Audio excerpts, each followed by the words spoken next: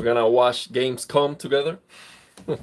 I was trying to set up the screen and myself so you could see what's going on, but I didn't have enough time. I just noticed that this was about to start, so I'm just going to react to it, give you my take, see what's going on. Let me turn on the lights here. It hasn't started yet. It was supposed to start 4 minutes ago. For some reason, it's not starting yet. Let me turn on the lights here so it looks better.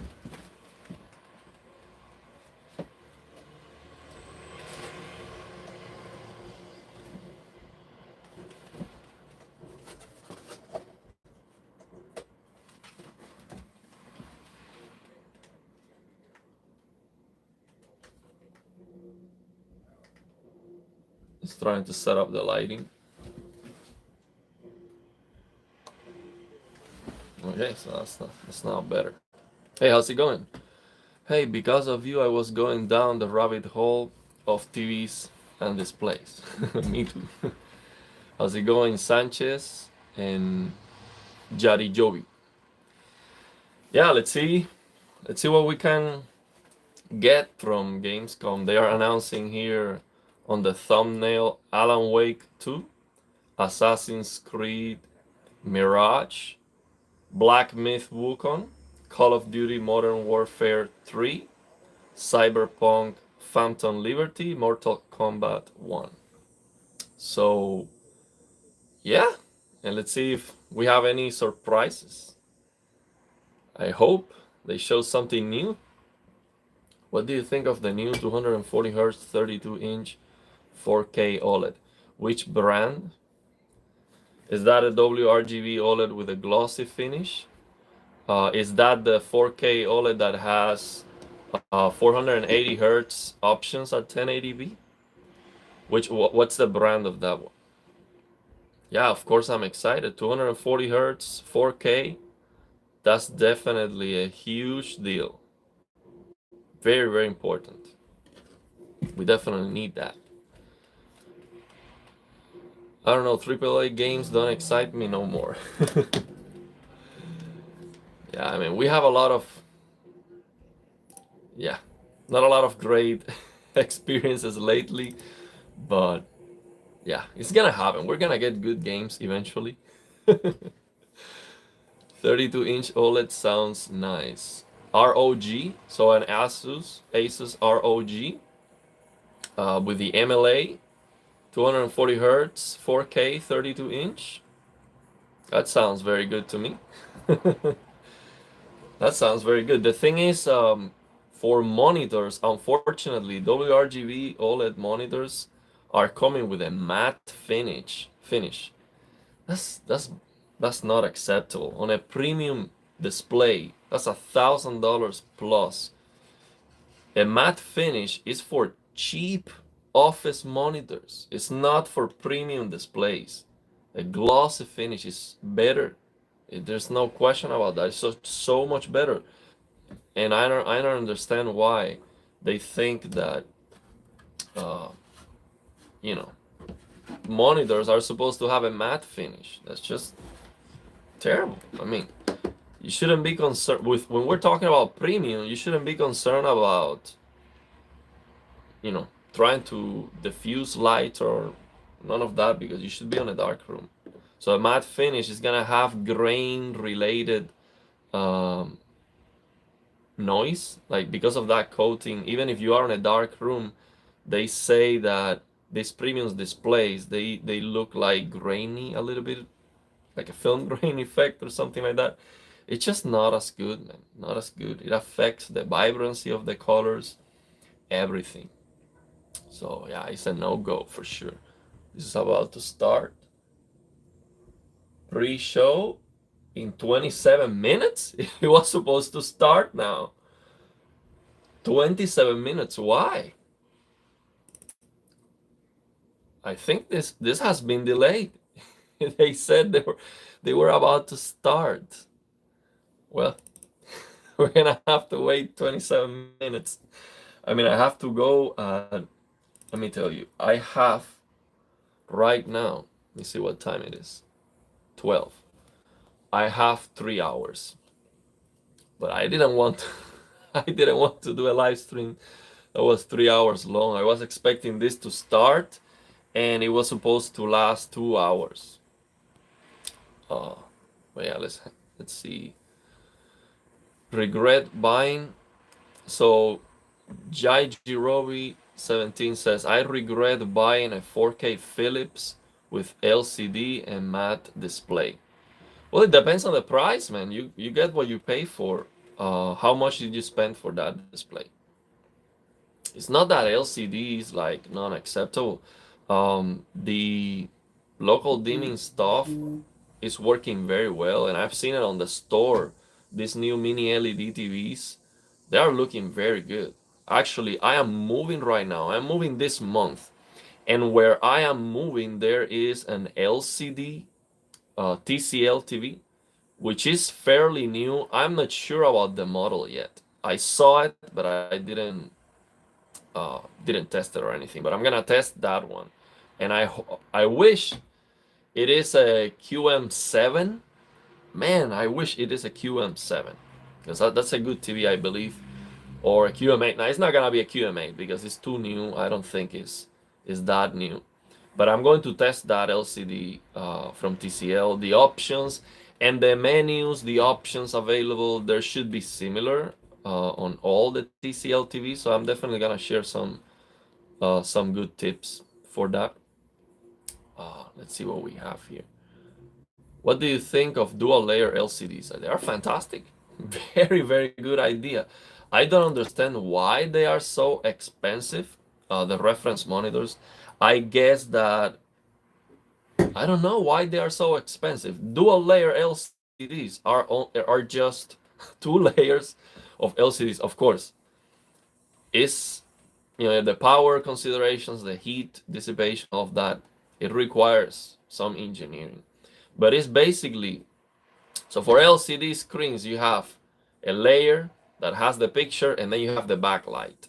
A dual layer LCD is 2 layers of those, so you can block the light more effectively, and it works very well. Actually, there's a YouTube video that shows how to do a DIY dual layer LCD, and it works, and you get very good contrast. Of course, there's a lot of challenges in doing that, but it's a very cool video. I recommend you to watch it. Very cool video. I don't understand why dual layer LCDs are not mainstream. Cooling, because of they require cooling or something. I mean, a fan, it's not that expensive. Just make it big. Maybe they are concerned about, oh, for dual layer LCDs, we cannot give you like a very thin display. Who cares? I don't care about the display being thin, or it's just performance. Enthusiast products are focused on performance. GPUs are gigantic, and actually people love it. People love to spend a lot of money on a GPU and then look at their PCs and like, wow, look at that big boy. So why would that be different for displays? Make it big, make it big. A lot of performance, I don't care. So yeah, dual layer LCDs are fantastic. Those are the reference monitors we have today. They replaced OLED reference monitors because of burning.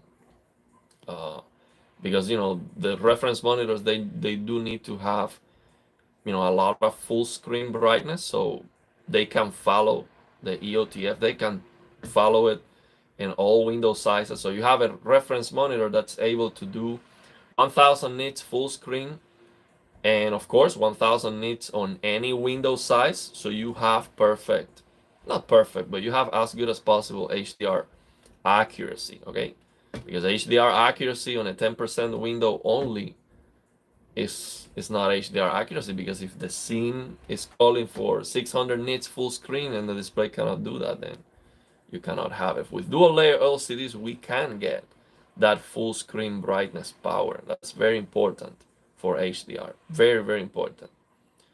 So Jajirobi says, I spent like $700, but it has soundbar, Bay Bowers, and Wilkins. I don't know what that is. The brand of the soundbar. Baybowers and Wilkins. $700. Um, I guess is it a mini LED? How many dimming zones it has? I mean, if it looks good, it looks good, man. $700 is not a lot of money. You didn't tell me the screen size. Is it a big one? Just use headphones as my wife would get on my case with constant engine noises. I love your content, brother. I've learned a lot from you. My LG C1 is now 2 years old and it's more beautiful than ever. Yesterday, I watched Avatar 2 and it was amazing. Yeah, I liked Avatar 2, man. I liked the movie. I liked it. It was not better than the first one. The first one is one of my favorite movies of all time. My number one movie of all time is Rudy, but just based on a real story, and I like it. I like the story, but from the movies that are trying to look good, Avatar 1 is my favorite movie, and I like the movie a lot. Avatar 2 was good, but there's something that I didn't like the human character, the young. Well, he's not a protagonist, but he's one of the main characters. I didn't like his acting. I didn't like him, and I didn't like the lady. She was supposed to be a villain, and she didn't do anything in the movie. I mean, it was weird. It had some things that in some decisions that I didn't like, but yeah, it was a good movie. I enjoyed it. I agree, not better than the first movie, but I had a lot of fun. Yeah, man, it was a very good movie. 3 hours long, but it was good. I just wish they focus more on the lore, because here's what they do. They show you a very interesting, a scenario, like, a new planet with aliens and all this beautiful world, but then they focus on the story, and the story is laser focused in human interaction with the navis. Or I wish they focus more in explaining what's going on exactly, like, how are the humans traveling back to that planet so fast? I mean, 15 years, something like that. They do not explain things.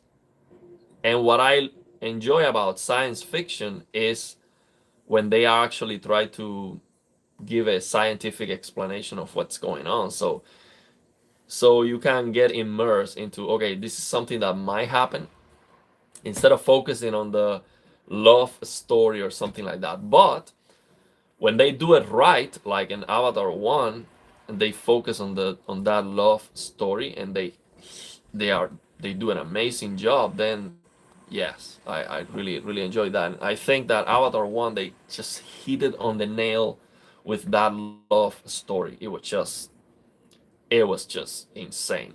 But Avatar 2,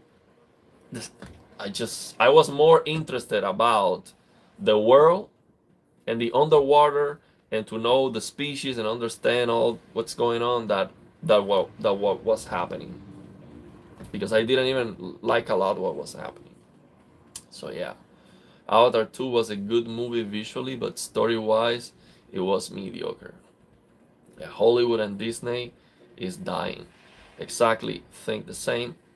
So yeah, I hope the Avatar, maybe they show something from Avatar 2 here in the Gamescom. 17 minutes to go, so it is gonna start in 17 minutes. Yeah, I really want to play that game. I hope it can run on my PC. I know the game is gonna have DLSS, ray tracing, all of that. Well, I'm not so sure about ray tracing, but DLSS is gonna have for sure. Yeah, it's gonna have all the features. So I hope it runs well. What I didn't like about, if it's like a Far Cry game, I didn't like about Far Cry 6, which is their latest similar game. Far Cry 6 has forced chromatic aberration. You cannot turn it off, okay? To turn it off, you need to download a mod The mod has a not a complex installation, but the mod is like you open it and it's like the game menu, and you have to go through that just to turn off chromatic aberration and other post-processing garbage. So I hope, my number one hope, two hopes from Frontiers of Pandora for me is performance, of course. I want the game to run acceptably well. I understand if it looks incredible and it's very difficult to run, I'm going to be okay with that. Okay, but it needs to look very good. I'm telling you, like, it needs to look absolutely insane.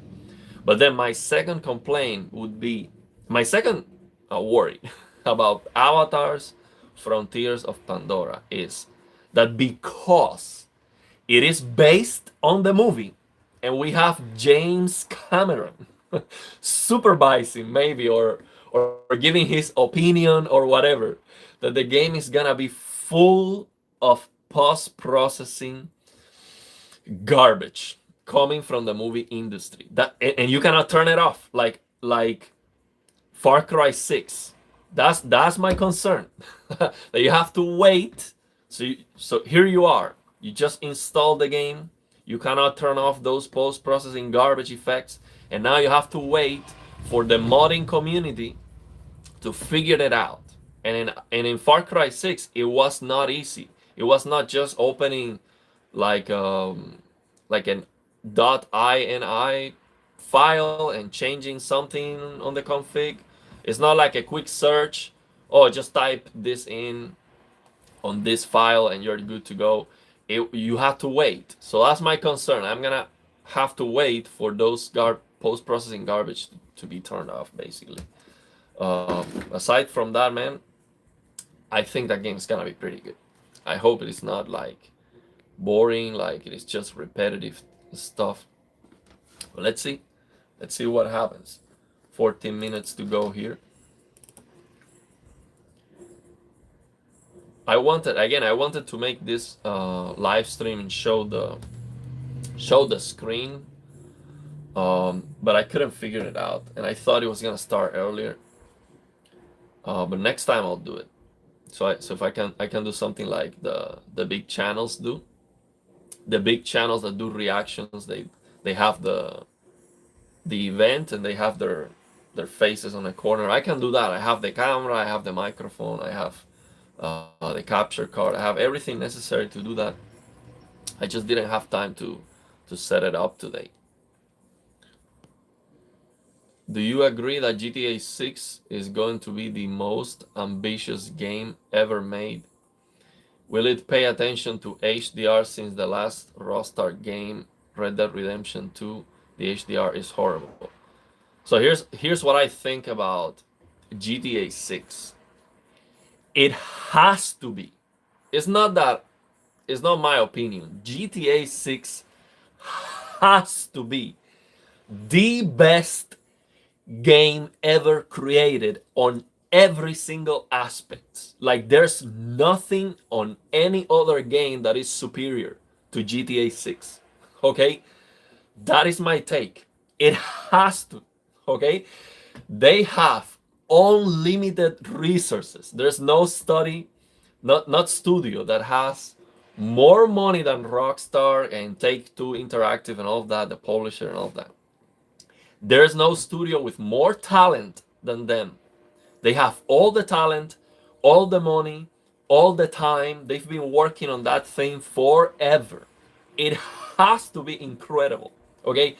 Anything that is not best game ever created for GTA 6 is unacceptable. I'm sorry. That's how high the bar is, in my opinion. It has to. I don't know what they're gonna do. Okay? Surprise me. I'm waiting for it. I am hoping to be blown away. That's my expectation with GTA 6. It has to be incredible. But yeah, the HDR, I don't understand, man. I really don't understand how Rockstar can pay attention to all the small details in Red Dead Redemption 2. It's just absolutely insane. The details, the interactions, the animations, the story of the game, the script. It is just an unbelievable game. Absolutely insane. I don't understand how they missed, first of all, the anti-aliasing, which is going to affect the entire presentation of the game. You want your game to look sharp so you can see the details. I just cannot understand how they missed that. Okay, I don't understand how they missed HDR. And let's say that they messed it up. They could update that because there are mods to improve that thing. They should definitely update that. It's like Naughty Dog. They are making amazing games, but they're missing that. They're missing an HDR that is just doesn't look good on any display, and it's the same. The game looks blurry. It's just so important. They have to fix that. I don't understand how a studio can work so hard in making a game that's absolutely amazing and then don't pay any attention to things that are so important that are going to affect the game globally. We're not talking about a small bug. We're talking about how your game looks, period. Anti-aliasing and HDR is just crucial. That's yeah, I'm concerned about that for GTA 6 if they are using the same engine. But yeah, let's see. We have to see. We have to wait and see what happened. We have hey, have you seen the HDR in Sea of Thieves? I've never installed that game. It is perfect. Apparently it supports the Windows HDR calibration profile. I've never played that game. I'm not a big fan of multiplayer games. I don't play any multiplayer game, to be honest. I've played, but not like regularly, especially because I like to play with controller and to be competitive. Playing with controller it's not easy. So yeah, but I have to install it. I've seen that from other people commenting that yeah, Sea of Thieves has a very good HDR. But then if it has a very good HDR, then I don't have anything to talk about. Maybe just to say that yeah, it is very good. So yeah, just for the record, Red Dead Redemption 2 is the best game I've ever played in my life. Yeah, absolutely. I mean it's just an insane game. Superb Nova says GTA 6 won't be amazing, and fail. A huge fail if it is not amazing. City Skylines 2 is out in 2 days. Yeah, we have a lot of good games coming very soon. We have Armored Core 6, Lords of the Fallen. Today there was a game coming today called Solaris or something like that. I have to check it out. Please do a Baldur's Gate 3 rant update, please. Why? Why rant? Because of the HDR? The HDR... So, I am not planning to complain about HDR anymore because I know how to fix it. So I don't really care that much unless it is so broken that it's just unfixable. Something like Red Dead Redemption 2 or something like that. But yeah, because I know how to fix HDR, I'm not complaining about that anymore. So Baldur's Gate 3 has a black level race, but you can fix it very easily with this new HDR black floor fix. Just enable the SDR emulation and you're good to go. It looks amazing. Igor Costa says, yes, the pressure on the Rockstar is very high, but they are extremely talented. Yeah, they're the best. I mean, no question about that. Hey, how's it going? HD Movie Source says, what capture software do you use? OBS? Yeah, I'm using OBS, and I don't know how to work with OBS very well yet. I mean, I see all the settings, but for some reason, my microphone, I have a $1,300 reference microphone, okay? This is an insane microphone. For some reason, not the one I'm using now, I'm just using the microphone from my Samsung phone. This microphone, for some reason, it sounds low volume in OBS. When I do a live stream with gaming tech using just the, what's the name of this thing that we're using? I forgot. It sounds loud, no problem about that with that. But on OBS, for some reason, the volume is low. Quality is good, but the volume is low, and I don't understand why. I've tried many settings, so yeah, I'll figure that out. Not that I've worked on it very hard, but yeah, I'm using OBS. Can your eyes tell the difference between 4K native and DLSS? And are you bothered by it? So here's the problem. We don't have 4K games anymore. Okay, we have 4K with TAA. That's a blurry mess in most cases. That's the problem. When you have a game, 5 minutes to go, by the way, it's gonna start in 5 minutes. When we have a game that looks good with native 4K, no anti-aliasing, okay? Then you see 4K, but that's very weird because that's very rare these days because they are building these games with TAA in mind. When you turn off anti-aliasing completely, the game looks completely broken. That is not 4K. Some people think, oh, that's why we need TAA and that's why TAA is such a big deal and all of that. Do this. Turn off anti-aliasing completely. For example, let's talk about Ratchet and Clank, which is one of the best looking games ever, in my opinion. You turn off anti-aliasing completely in Ratchet and Clank, which, by the way, the developers of not Insomniac, Nixes, the developers that made a PC port for Ratchet and Clank, they are subscribed to this subreddit called TAA sucks. Or no, not TAA sucks. It's called FTAA, okay? And because of that, because of they see the complaint from people complaining about TAA that sucks, turn off that crap, it's just a blurry mess, it's destroying the picture quality on games, which I agree, 100%. There are just very, very rare cases where TAA looks okay. So because of that, Nixes in Ratchet and Clank PC port, they allow you to turn off anti-aliasing because some games, they don't even allow you to do that.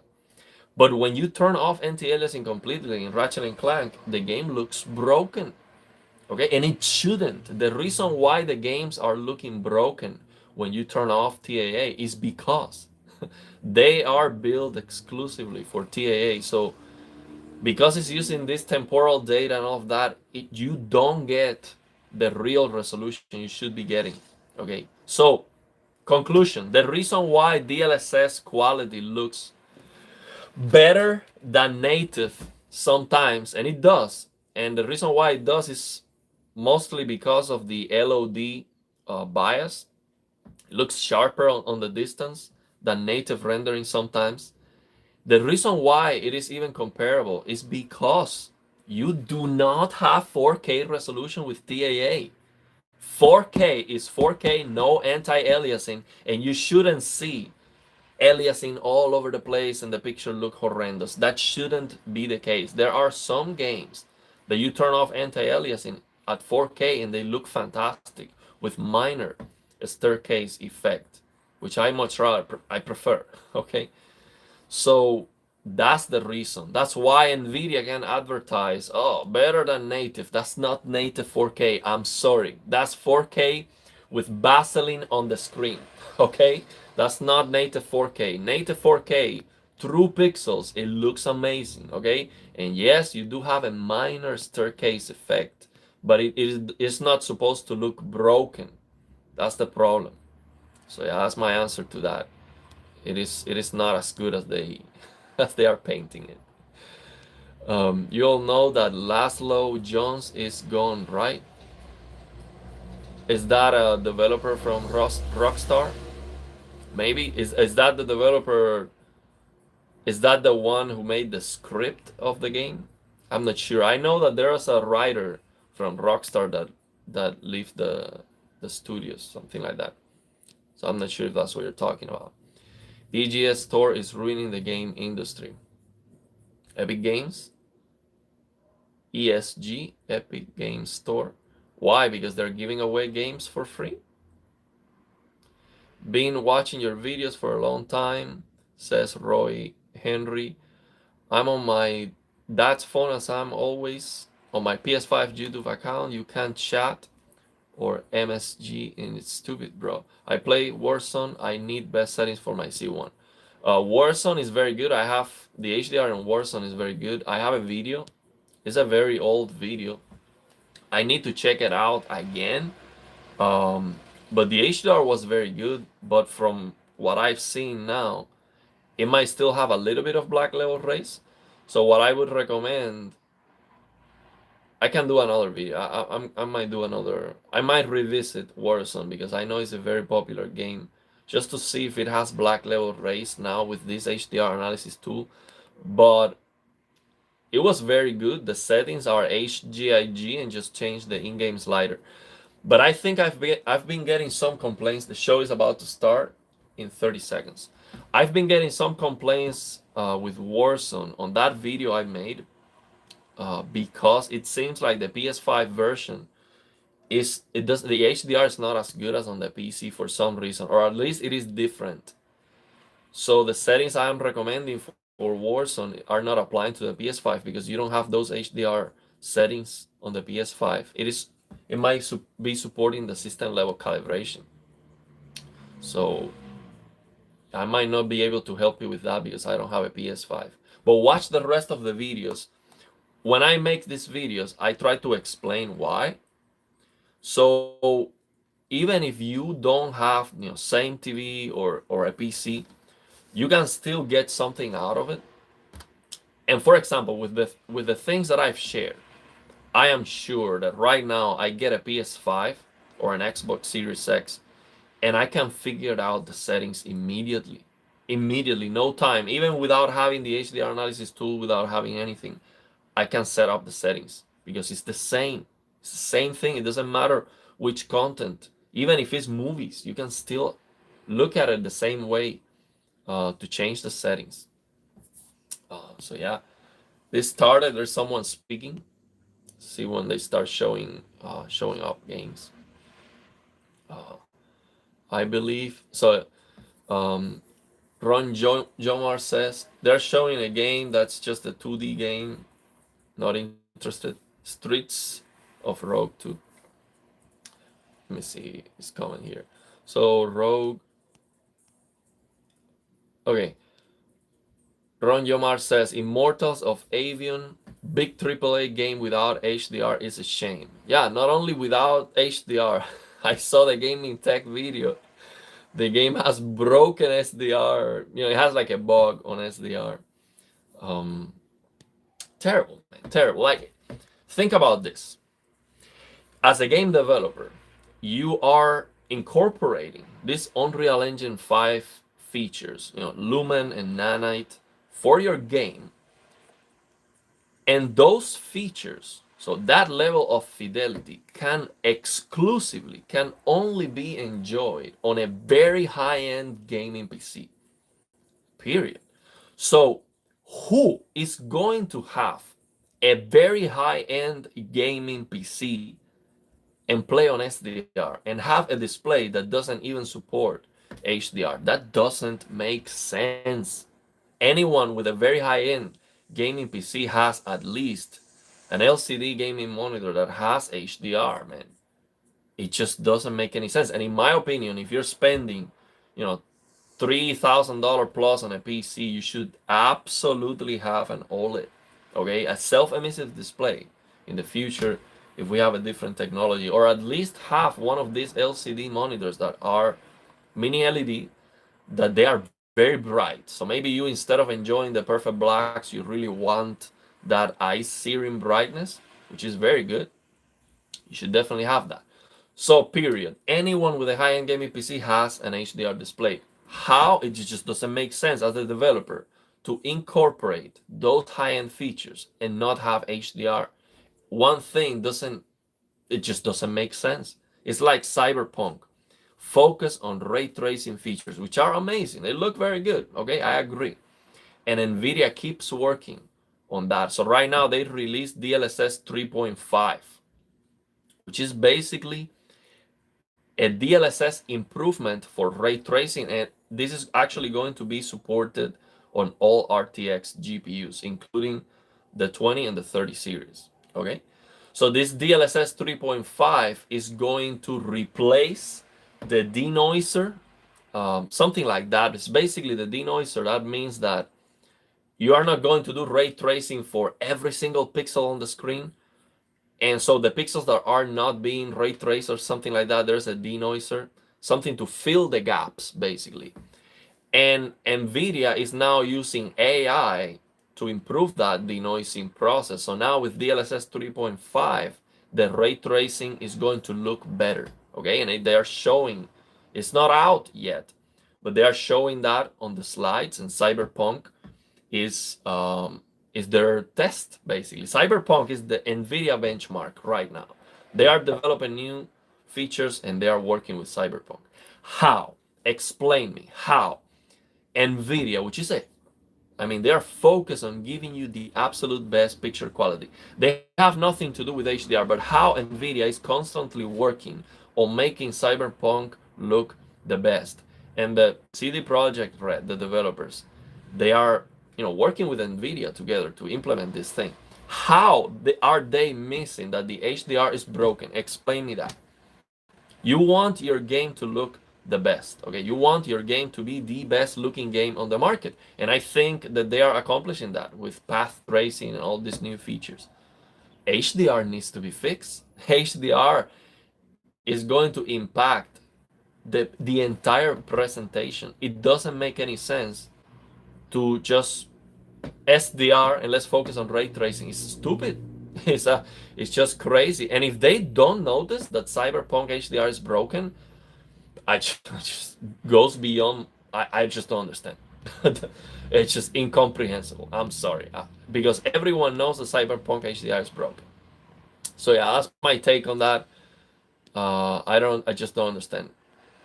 NVIDIA, I think that NVIDIA should AI HDR and fix it from the driver levels. So if the game has a broken HDR, NVIDIA AIs that and fixes that crap.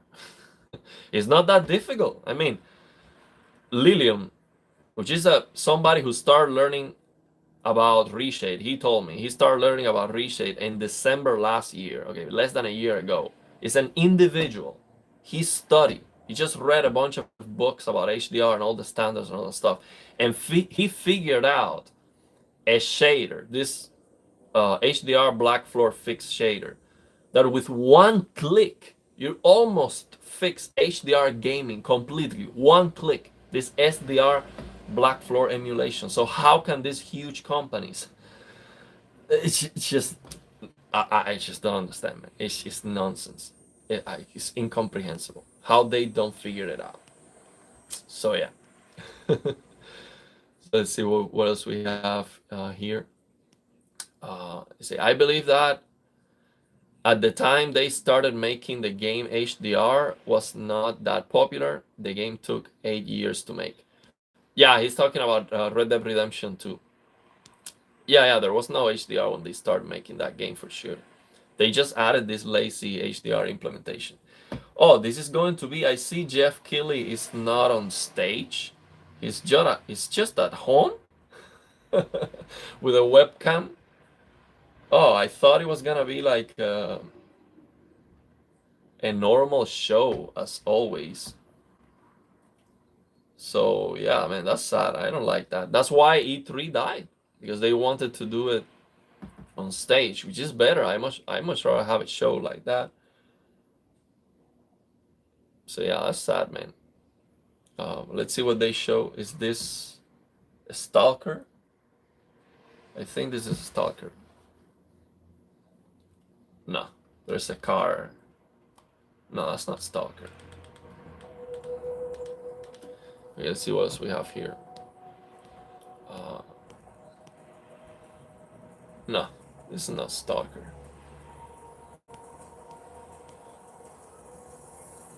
Okay, let's see what we have here.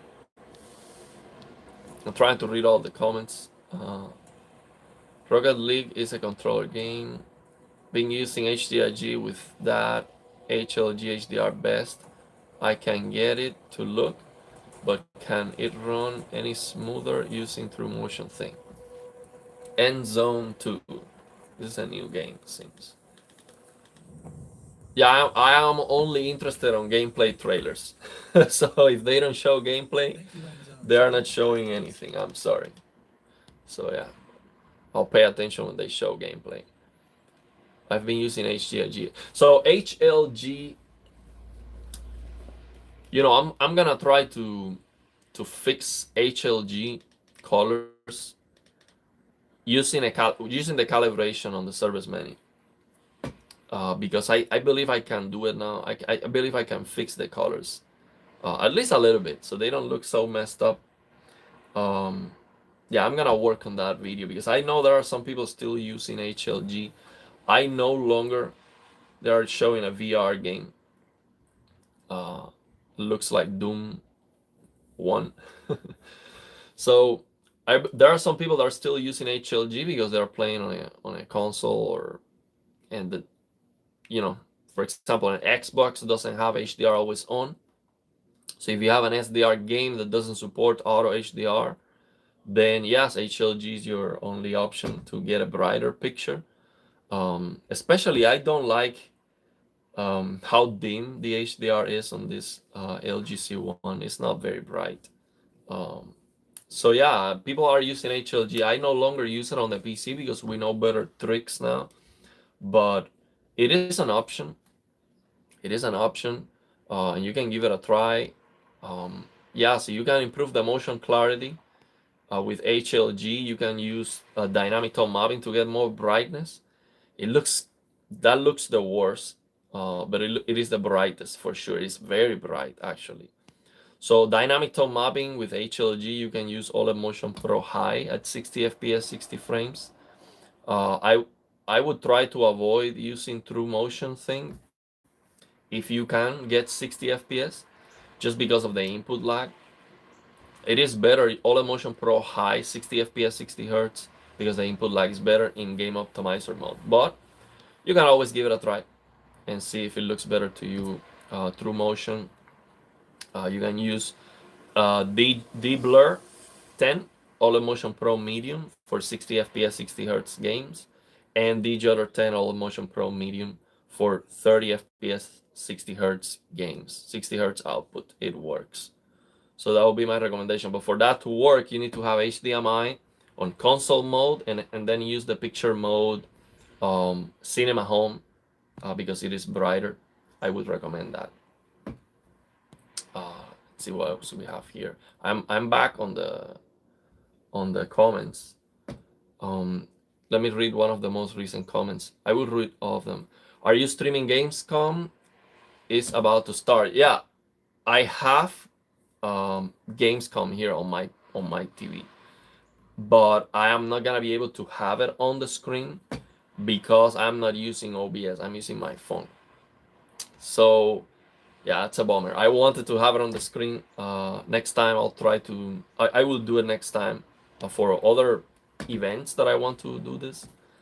But I didn't have time today because I needed to set up the OBS and all of that, and I couldn't figure it out as fast, and I thought it was gonna start earlier. So yeah, for today, I'm just gonna pay attention to it. If I see any gameplay, I'll give you my reaction. But if they are just showing videos of the game, I'm not interested in that. So that's what we're gonna do, and just answer some questions that you might have, or just have a chat with you. Let's see. Oh, we have a lot of comments here. Okay, so somebody's asking me. Okay, let me not jump any questions. So British Dragon, shout out to United Kingdom. We have on the channel, number one is the US, of course, because US is the biggest, and second country that watches the channel the most is the United Kingdom. Is yeah, It's the United Kingdom. So yeah, shout out to you guys. So Roy says, switch G-Sync off, more Motion Pro. Do you play most? Do you play more on your C1 or on your Plasma? C1. The C1 is better. Okay, it's a better display for gaming, especially. It's a better display. I still enjoy the Plasma though. And the thing with the Plasma TV is that I don't need 4K. Okay, it's a lot easier to run. And if a game looks blurry on the C1 because of the TAA is a blurry TAA or something like that, that doesn't bother me on the Plasma because the Plasma doesn't look, it doesn't reveal the defects as much. So if I have a game that's very demanding and is kind of blurry, which is, for example, Remnant 2 or these Unreal Engine 5 games, I might have to play them on the on the Plasma just because I cannot get a picture quality that's good enough on my LG C1s. If I have to play DLSS performance, medium settings or low settings just to get 60 FPS on my C1, and then I have a low picture quality that looks kind of blurry with low settings at 60 FPS, I have some flickering using Motion Pro High, I much rather play on the Plasma because I can play a max out. I don't need to push that much, and I can just 60 FPS. It looks good in motion. So yeah, I might play it on the Plasma in those cases. And even 1080p DLSS quality on the Plasma, it looks surprisingly good. Okay, it doesn't look amazing, but it looks surprisingly good. So I still use the Plasma because I like it. I just like to have it. For example, I have a CRT. I never play on the CRT. Okay, but some days I like to turn it on, and it looks very good. And I'm like, man, if the screen was bigger, it's just 17 inches. So I still have it, even if I don't play with it all the time. So we're looking at a horror game right now. I'm not sure if they are announcing. Is this new games that they are announcing, or what is this? I don't understand. Yeah, this is a new game. Let me see. What is this? Let me change the settings on my TV because I have the brightness turned down a lot because I'm very close to the screen. Post Trauma, April 2024. Wish list now. Is that like an indie game? Okay, let's see what else we have. Let's see, let me continue reading the chat. Okay, let's see. Okay, DLSS better than TAA. Yeah, TAA sucks. Better than sucks is not a very high bar, but yeah, I like DLSS. I think is the best thing we have right now. DLSS is great. HD movie sucks. Oh, HD movie sucks. I'm sorry. HD movie source.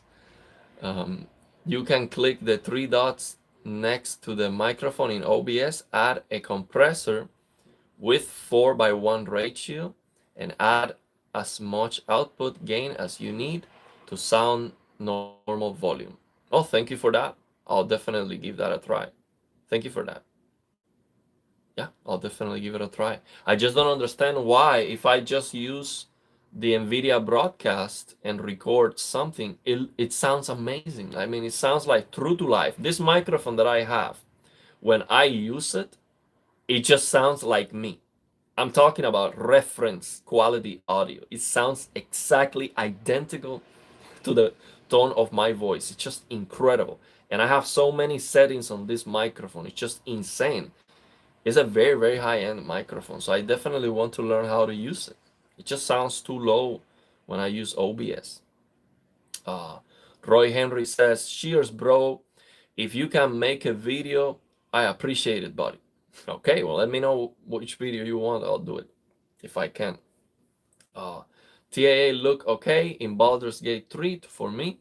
I tested all anti-aliasing in the settings menu. Yeah, Baldur's Gate looks very good in my opinion. So far, I mean, you need to play that games for many hours to have an opinion about it, because I haven't reached the main city yet, and the performance complaints are there. Okay, so for so far Baldur's Gate, I've been playing Baldur's Gate right now for 9 hours, maybe 9 hours. Yes, 8 to 9 hours, I believe. Last time I played was like I had like 6 to 7, and then I played a game, so it should be like 9 hours. And I still don't know if I'm going to like the game or not. See, it's just something weird. Like, you have to play it so much to really have an opinion about it, because I'm new to the genre. But I'm definitely enjoying the story and what's going on. Nothing interesting here on the stream so far. When I move the camera with DLSS on, it looks very jarring to me. Yeah, sometimes DLSS has it has like ghosting. Like in Remnant 2, for example, it looks sharp, it looks okay. But when you're turning the camera, if you look at the character, there's so much noise. It looks almost like the interpolation settings on my C1. Not that much, so it doesn't look as bad. But yeah, it's just so much noise. I don't like it. Hey, we have Dirt Gary here. How's it going, my brother from Russia? How are you doing there? What time is there where you are in Russia? ASG scores provide a measure of a company's environmental, social, and governance performance. Oh, so that is something different. I thought you were talking about the Epic Games Store. I don't know about this. ESG scores. First time I hear that. Provide a measure of a company's environmental, social, and governance performance. Oh, so that is like environmental restrictions kind of crap? That sucks. I'm sorry. I don't even know what it is. But if it has anything to do with lowering the performance of the displays just to save power, it sucks. And I'm against it. Okay. So we have a Warhammer Age of Sigmar. Warhammer. Okay, let's see if this is a Call of Duty. No, Delta Force. You remember that game, Delta Force? Black Hat Down. I didn't know how to speak English when I played that game. Let's see if this is a new Delta Force game. 1993 to 2035. We have formed a new breed of elite special forces. A new breed of elite special forces. These latest threats to our global societies. Better prepared to manage the latest threats of our global society. So it is a futuristic Call of Duty. Okay, let's see this one. Sounds promising. The lighting looks amazing in this game. Delta Force. The vegetation looks crap. Looks kind of ugly, the vegetation. The lighting looks very good though. See how the weapons feel. Yeah, this is Call of Duty ripoff. It looks exactly the same as Call of Duty. When you're running with a gun like this, the animations when you're loading the weapons are almost the same as Call of Duty. Oh, we have helicopter combat. Delta Force. Yeah, I need to see more. That was not enough. That was not enough. I didn't see anything special, but yeah, interesting. Delta Force is coming back. Interesting. See what else we have here. Let me read one of the latest comments. Okay, I don't know what they're talking about, so let me go and keep reading the comments so I understand where we are. Okay. British Dragon says various criteria are used to evaluate companies on these 3 dimensions. Third-party ESG rating agencies offer different methodologies and scoring systems. Yeah, first time I hear that. Should I keep HDR always on the PS5? Absolutely. The only thing I don't know about the HDR always on the PS5, I'm not sure if it has a little bit of black level rays. I saw this. I have to ask a gaming tech to just. Oh, analyze it because it's not native HDR. But I have to speak with Gaming Tech about this because he showed on this video Layers of Fear. He showed HDR always on in comparison with SDR in comparison with the HDR on the game. And that game HDR is a mess. It has a black level race. So near black, the HDR always on was looking brighter than SDR. So I am concerned that it has a black level race. It might not, but that would be the only thing that I would like to test. So here's what I would do. Here's what I would do. You see that there are some games that have SDR settings. That when you open the picture settings, you see like a logo that tells you this logo should be barely visible. Okay? When you have HDR always on the PS5, you still have that setting on the game because the game is really on SDR. So here's what I would do. Test a game that has that test pattern in the game and then lower the black level of your TV until that logo is barely visible, but you make sure you're not crushing any details on that logo. You're not crushing blacks. And it might be perfect, or you might have to lower the black level a little bit. That's what I would do. So I would definitely use the HDR always on option on the PS5. Never play on SDR ever. And then just use dynamic tone mapping and make sure that the black floor is right. That's what I would do. Oh no, actually yes, we do have Gamescom with Jeff Keighley on stage. So we have right now a piano performance. I am a classical guitarist. So I like that kind of stuff. Okay, so we have Jeff on stage right now. So let's see what we can get here. Gigantic, massive screen. Yeah, so we're just getting the greetings. Let me keep reading the comments here until we see. Okay, yeah, basically this is the biggest event for gaming right now. Like E3 is dead. They kill E3, I believe. I mean, the pandemic killed E3, but yeah. Okay, let's see what else we have here. Let me keep reading the comments. Okay. What settings for Motion Pro? Also, I'm using PS5, so what settings do I disable to access Motion Pro? Because I'm sure it is blacked out. For OLED Motion Pro to work on the PS5, you have to turn off ALLM, Auto Low Latency Mode. Just Google real quick how to turn off ALLM on the PS5, and you will see how to turn that off. So you turn that off, turn VRR off, turn off boost mode on the TV, and the OLED Motion Pro option should be working. So we have a piano performance right now, a piano performance. So Jonathan says, I feel like the race blacks is mostly a design choice from developers, which is really odd. So here's the thing. It cannot be. And the reason is SDR doesn't look like that. And you might think, well, that's the point. The point of HDR is to see more near black, to have more details near black. Okay, let's put that to the test. Can you see more details near black on the games that have race blacks? No. Actually, you see less details. I tried to record. By the way, this piano performance has to do with Starfield. But we're not seeing anything from Starfield right now. So, for example, I wanted to record Hogwarts Legacy because it was the perfect example. Hogwarts Legacy, at the beginning of the game, you find yourself on a completely dark room.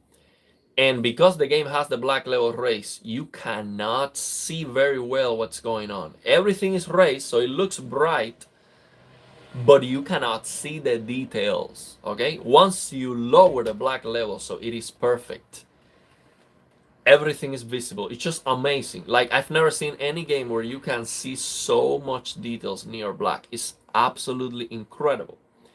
And when you open the game on SDR, that detail is not there. It's kind of compressed.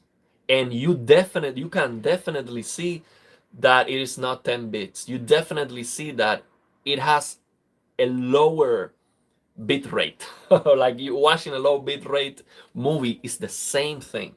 So Hogwarts Legacy, with that example, I wanted to record it using my GPU, so the recording was looking exactly the same as what I see in front of me, but it just doesn't. It looks it looks bad. I couldn't make it, so it recorded exactly what I was seeing. It just was crushing a little bit because it's such a near black detail. We're talking about 0.000 something. It's very, very close to black, but it's amazing. It's a perfect example. So yeah, to that comment, I don't believe so. It cannot be a creative decision to have raised blacks because it looks bad, okay? And it doesn't give you better details near black. It doesn't. And the proof of that is when you lower the black level, you actually see more details near black. So it cannot be. And SDR doesn't look like that. These developers work on SDR, okay? So SDR is their intent. That's their creators' intent. HDR is just a feature that they want to add sometimes because it is a wanted feature. I mean, almost all the displays people are using for gaming right now, they support HDR. So I don't believe so. That's my take.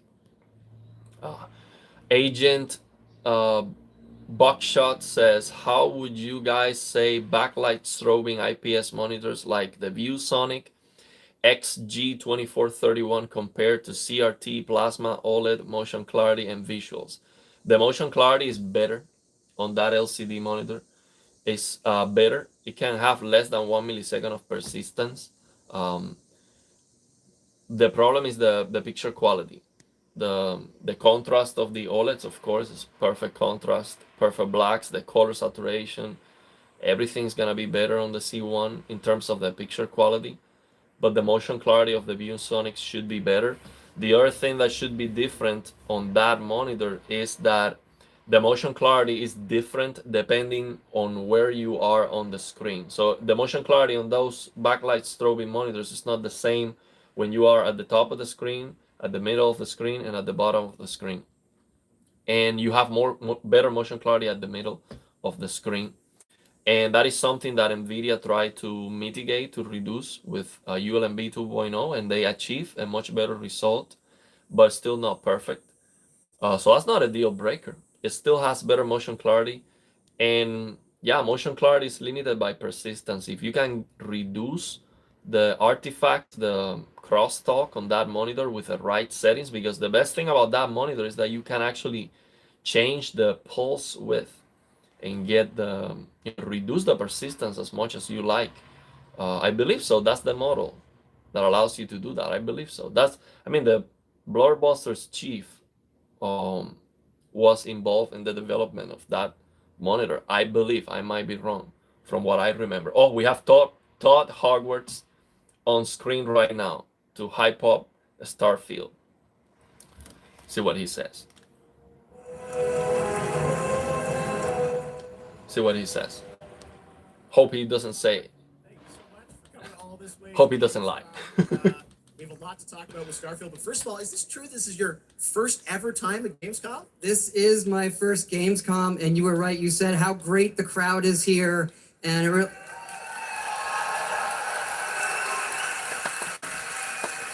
and just all the fans I would like that to be come there here for the biggest convention in gaming to celebrate games.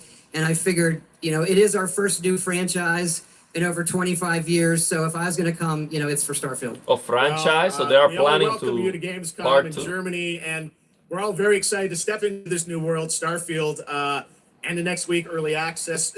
Set up for people. Why did you want to make this Gamescom? Why did you want to create a new world? I think like a lot of gamers out there, we have dreamt of a game where we look to the skies and we can blast off into space and explore. We love to make games where we can explore these worlds. We've done like with the Elder Scrolls and the Fallout series. Early access? But we wanted to do something brand new where you could explore with complete freedom in the galaxy. It's a game we've always wanted to play that we think a lot of people wanted to play as well. It's kind of that dream game. Yeah, I wish I could talk about it, but the game looks washed out. And I know everyone here is very all the excited Starfield trailers until now you did bring some stuff are to looking Gamescom washed to show out. fans. I know there's a theater. Black Label I know Race. you've been, sharing a little bit about the game, but I know there's a lot you want people to discover when they play it. What did you bring here to Gamescom? Yeah, it's really cool. We've built a 300-person seat theater where we're actually showing the beginning of the game, and you start out as a miner and you touch this artifact that affects you in some way, where you see a bit into space-time, and then you get to create your own character. Our games are about creating and being whoever you want, and then you're off on an adventure. Yes, cool let's talk a little bit about this adventure. I know, people were wondering kind of what the main quest line is going to be after you create your character, which is something that I know. I saw even someone on the internet this week created you, I think. Did you see that? Someone tweeted a picture. They somehow figured see a lot of things on the internet. I'm not sure that's a lot of roasting on the internet. I think you can literally create whoever you want and then enroll yourself into this adventure. And tell us about sort of how the adventure starts. What can we expect? Well, you jump off. You're joining. I am not interested in spoiling the game. I'm sorry, not interested in how the adventure starts. Okay, I just want to play it. Show me the gameplay. Okay, let's see after this question what we have here. Okay, somebody asked me about the ViewSonic. Okay, don't worry, Chad. It is not Stark. Okay, it's not Stark. I don't have any experience with backlight strobing. 120 Hz on Windows and set the game to 60 FPS in game for Motion Pro. When do you think we will see larger size 240 Hz with BF5 micro LED 4K TVs? So micro LEDs, never. Like consumer micro LEDs, I don't think that will ever happen. And the reason is we're going to get something better before micro LED is cheap enough to be available for consumers.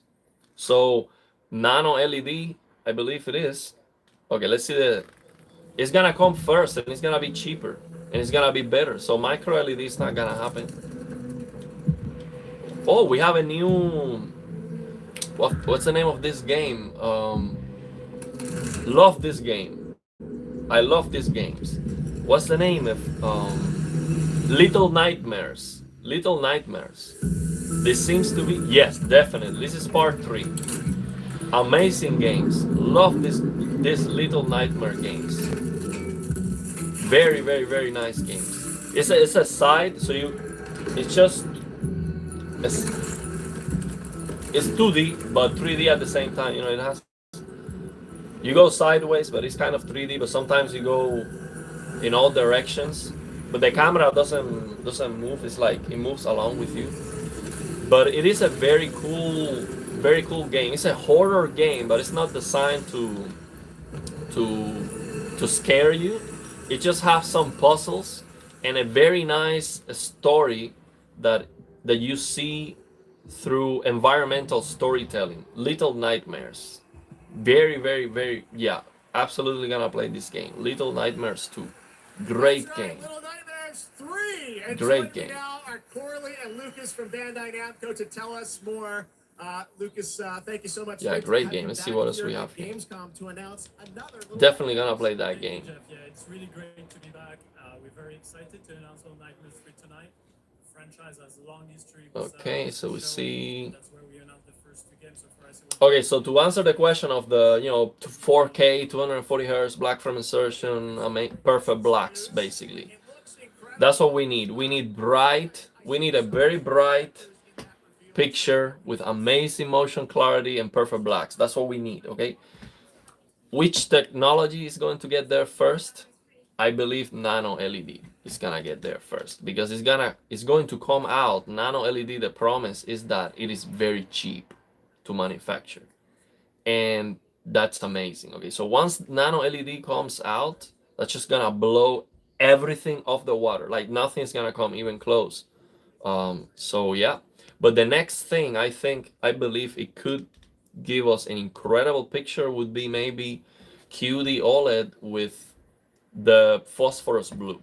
So right now QDOLED has fluorescent blue, which is wasting 75% of the current, of the energy. So with fluorescent blue you can get 100% of the current. based on what I read on Wikipedia, not that I understand why. That has to do with the molecules and the atoms and all that thing.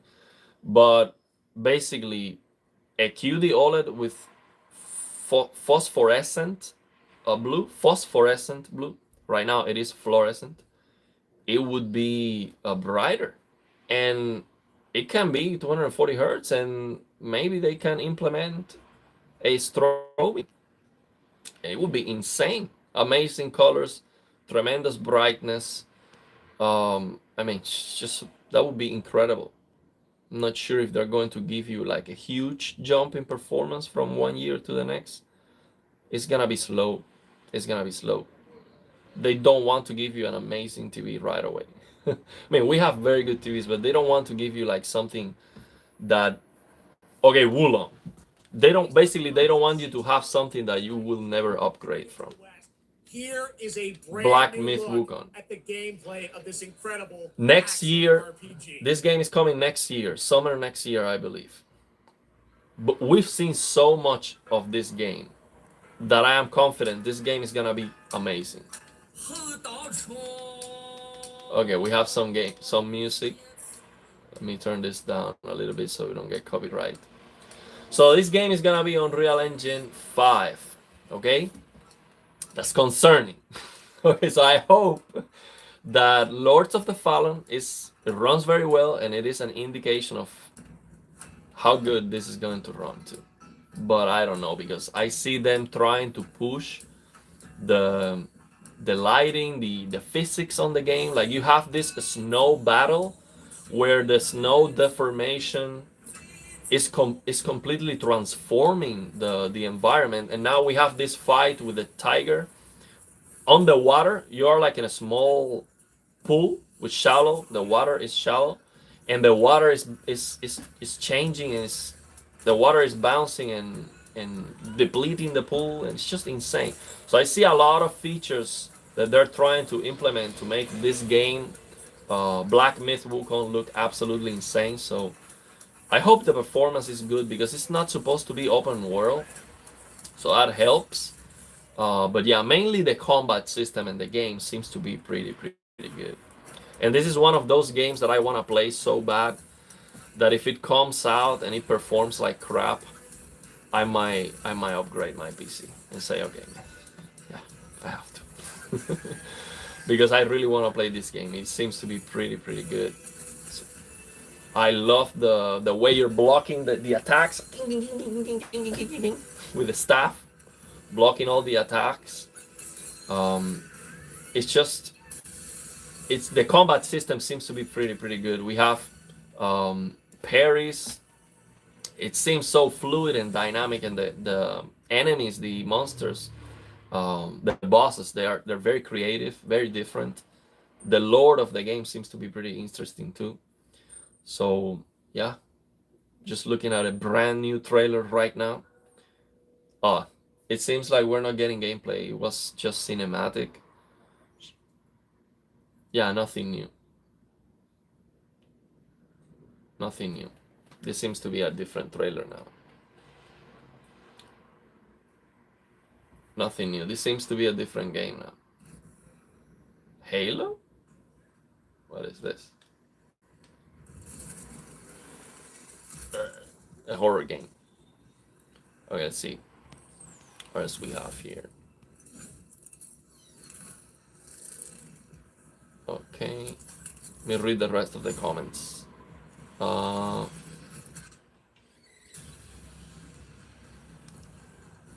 Okay, we have a lot of comments. Let me see if I can catch up. Man, that's a lot of comments.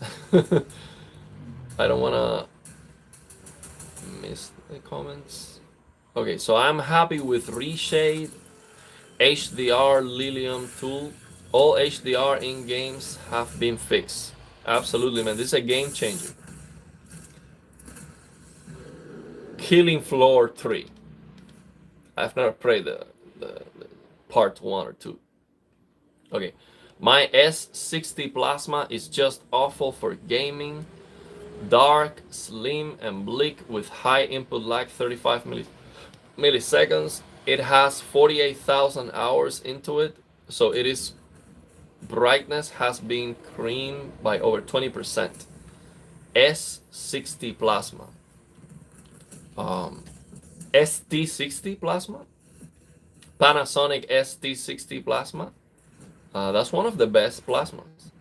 I thought that the input lag of the ST60 was better than the V or the ZT60 or VT60. The input lag of the lower tier ST60 was better. You're saying it is 35 milliseconds. I'm not sure if we're talking about the same TV.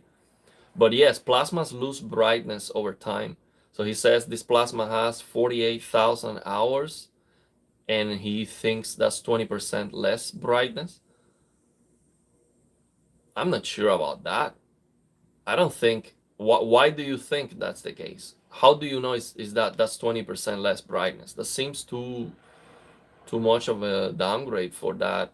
Just 48,000 hours. That's not a lot. I mean, that's a lot, but I think you need like 100,000 hours. I think to be considered that brightness goes. I think that after 100,000 hours, the brightness might go down in 50%.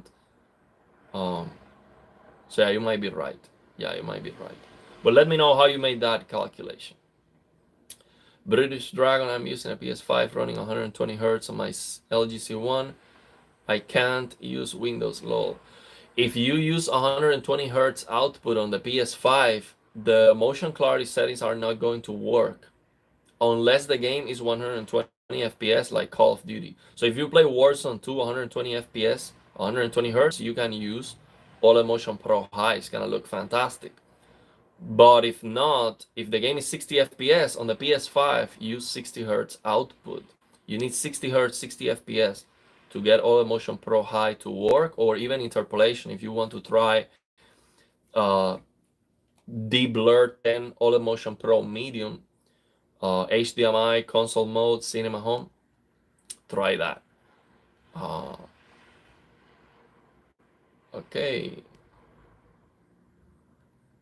Dawid Stone says, yo, what's up, man? What's up, everybody? Thanks for being here.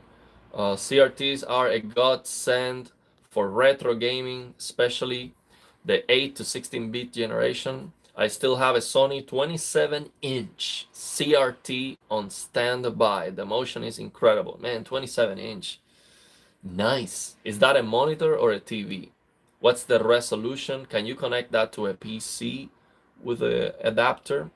How does it look? What's the resolution? That's the problem with the big CRTs.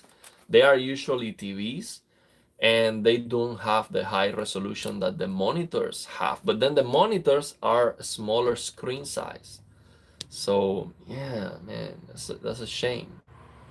That's what we needed. We needed a 32-inch, 32-inch CRT from 2K to 4K, 100 Hz plus as a monitor. That's what we needed.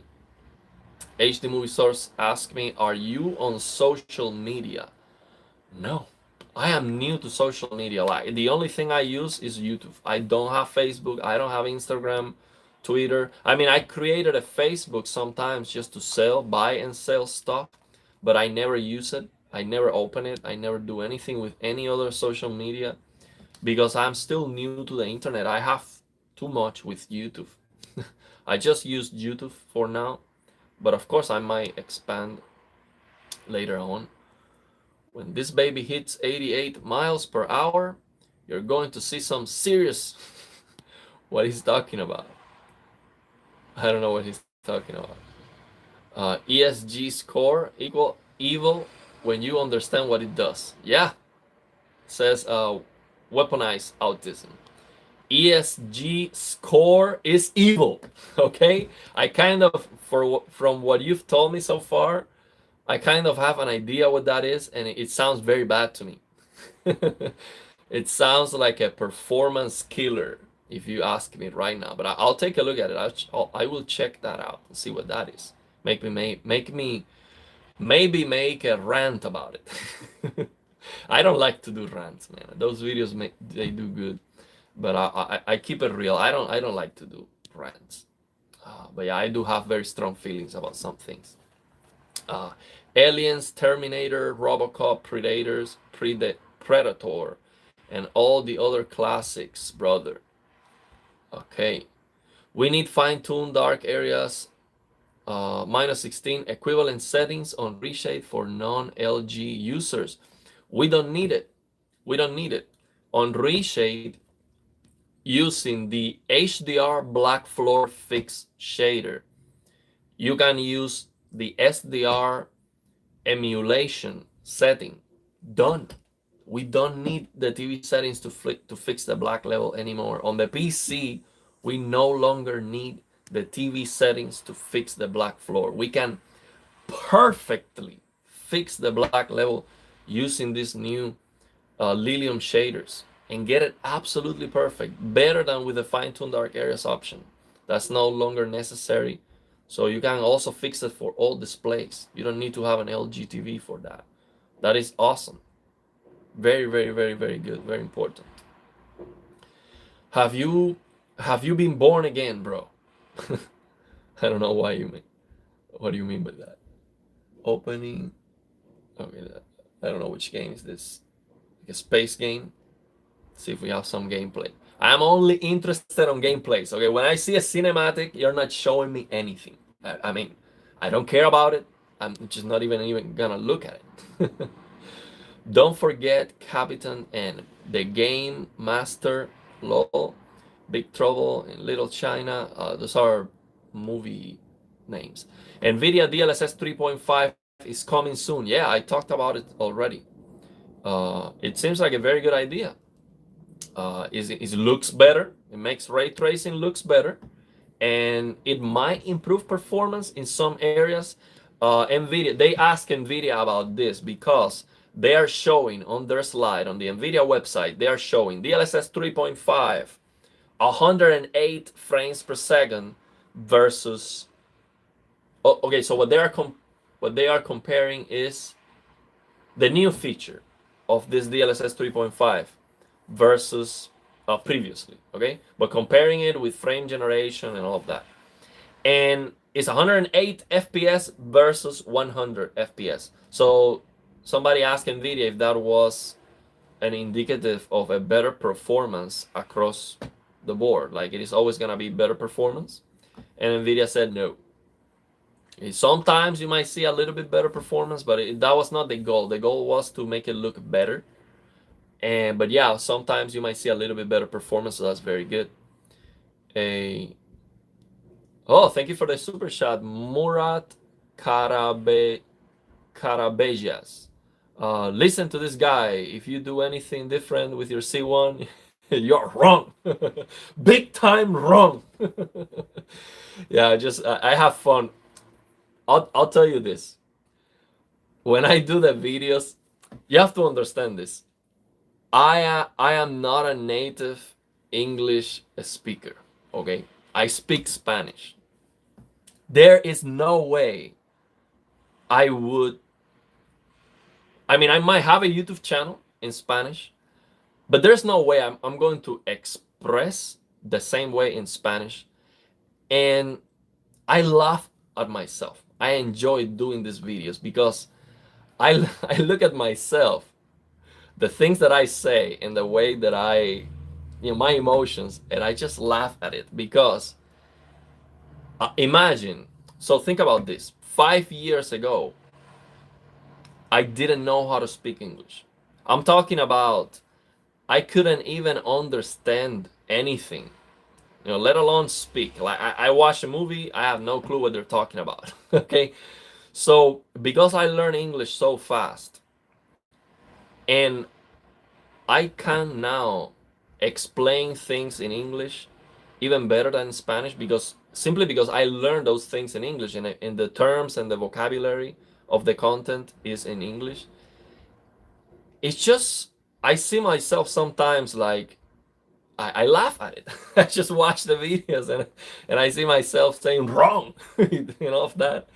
And I have fun, man. I enjoy doing it, and it's not a big deal because if I make a mistake, I don't care because English is not my native language. Okay, so I couldn't do this in Spanish.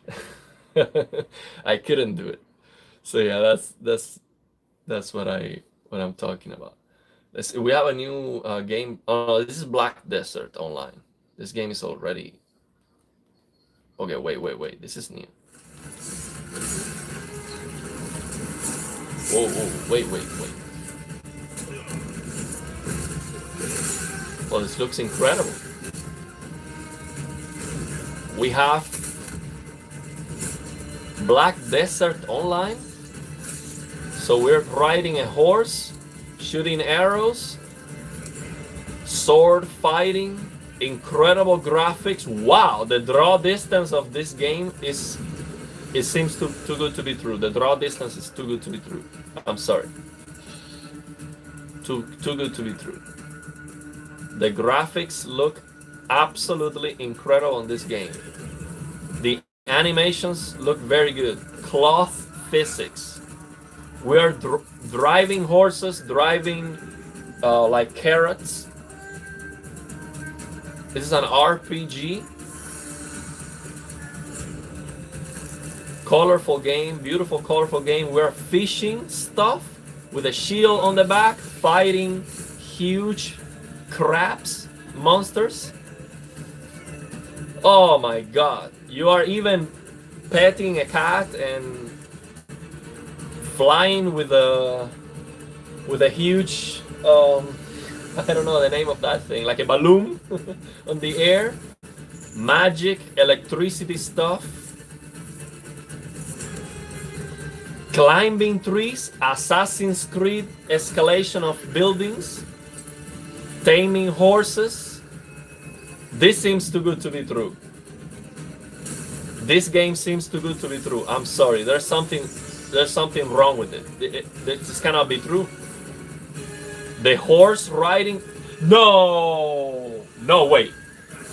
No. Nah. You see what happened here?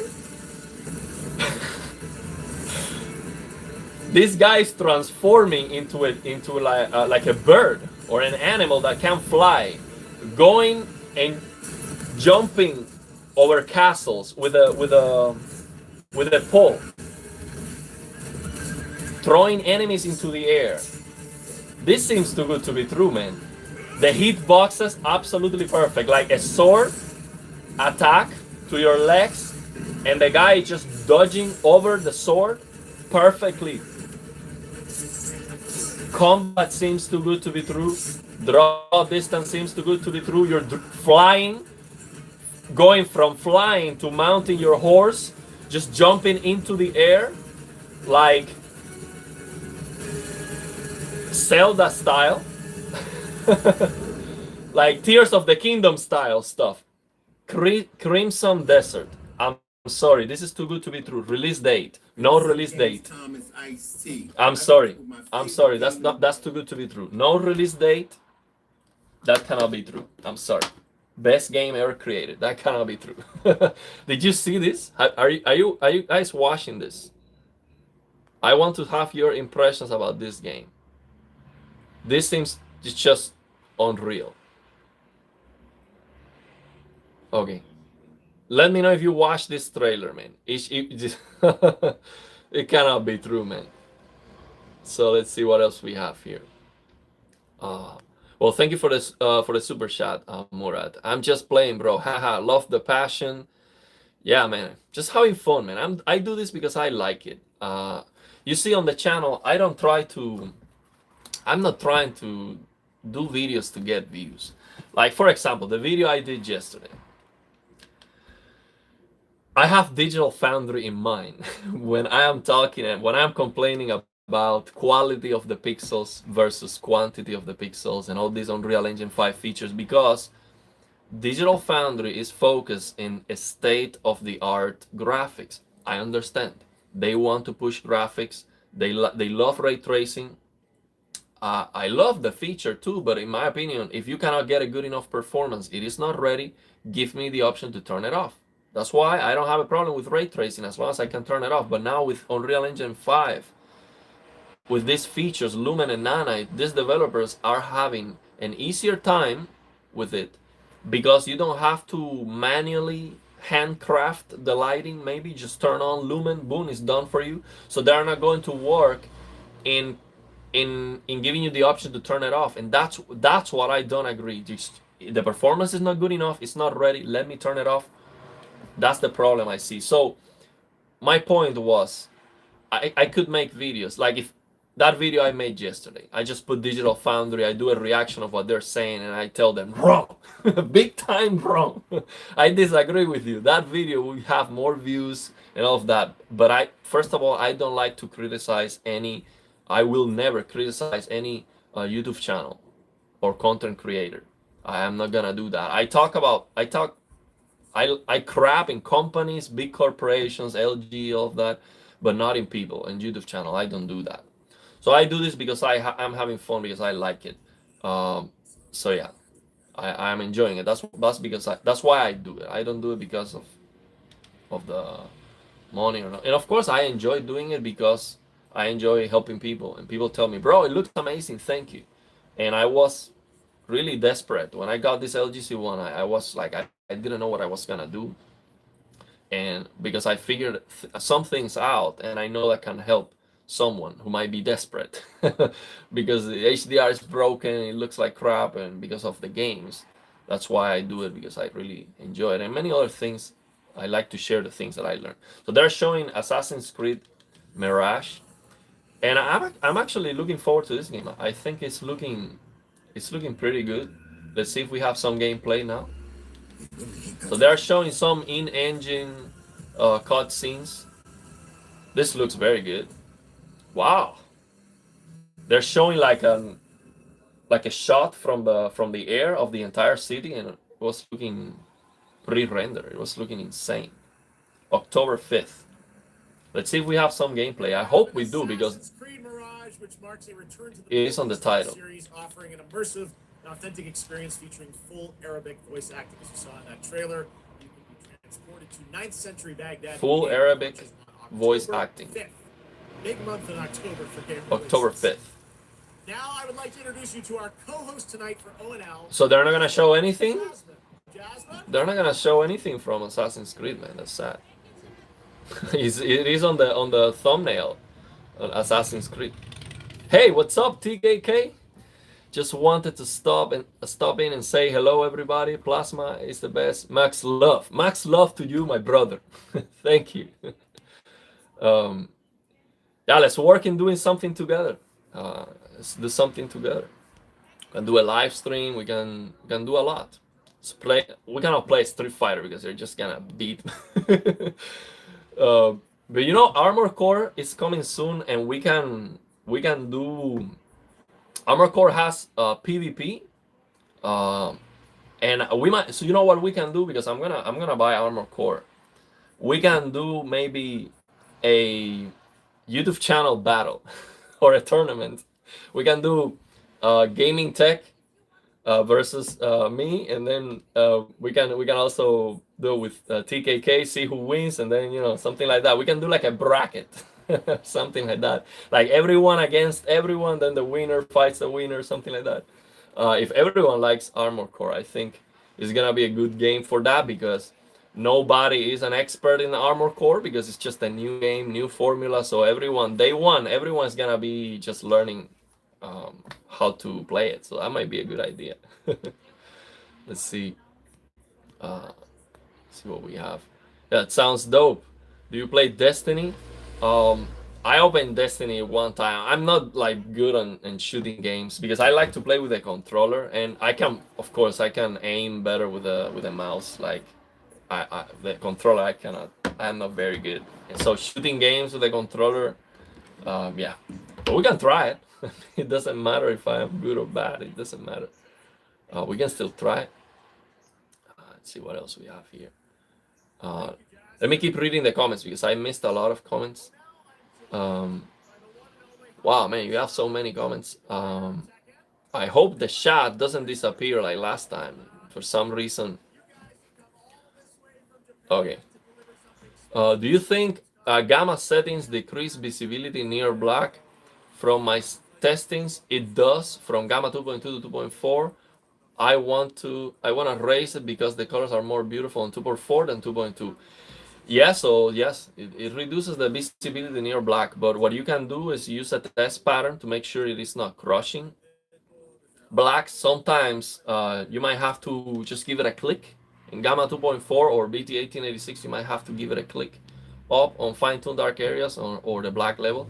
For example, on this LGC1, screen brightness 51, you still have perfect blacks, but you increase that visibility near black, but you are raising the entire grayscale. So that's also going to wash out the colors a little bit. So, but if you use fine-tuned dark areas 2, if I remember 2, you still have perfect blacks, but you get a little bit more visibility in your black. That might be a good compromise. You do BT 1886 or Gamma 2.4 fine-tuned dark areas 2, so you get a little bit more visibility in your black and you get a more colorful picture.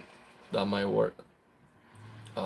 Lilium Shader Black Fix Rescue the game. Absolutely, man. That I said it like 1,000 times. The work, and that's why. Look, the reason why I've made so many videos about these new Lilium shaders is not to get views. Actually, the channel views went down because I'm talking about reshade and PC reshade.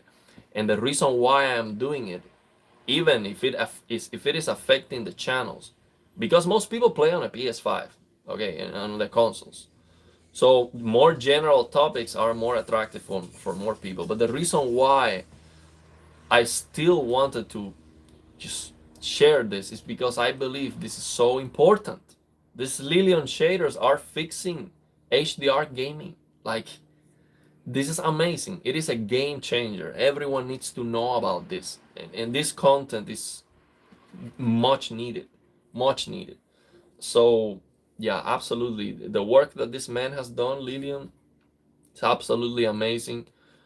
Just, one click, you fix HDR. I mean, just insane. Absolutely incredible work. Very important. So important. I think they're showing Tekken. Yosimichu. Showing Tekken. A new Tekken game coming out.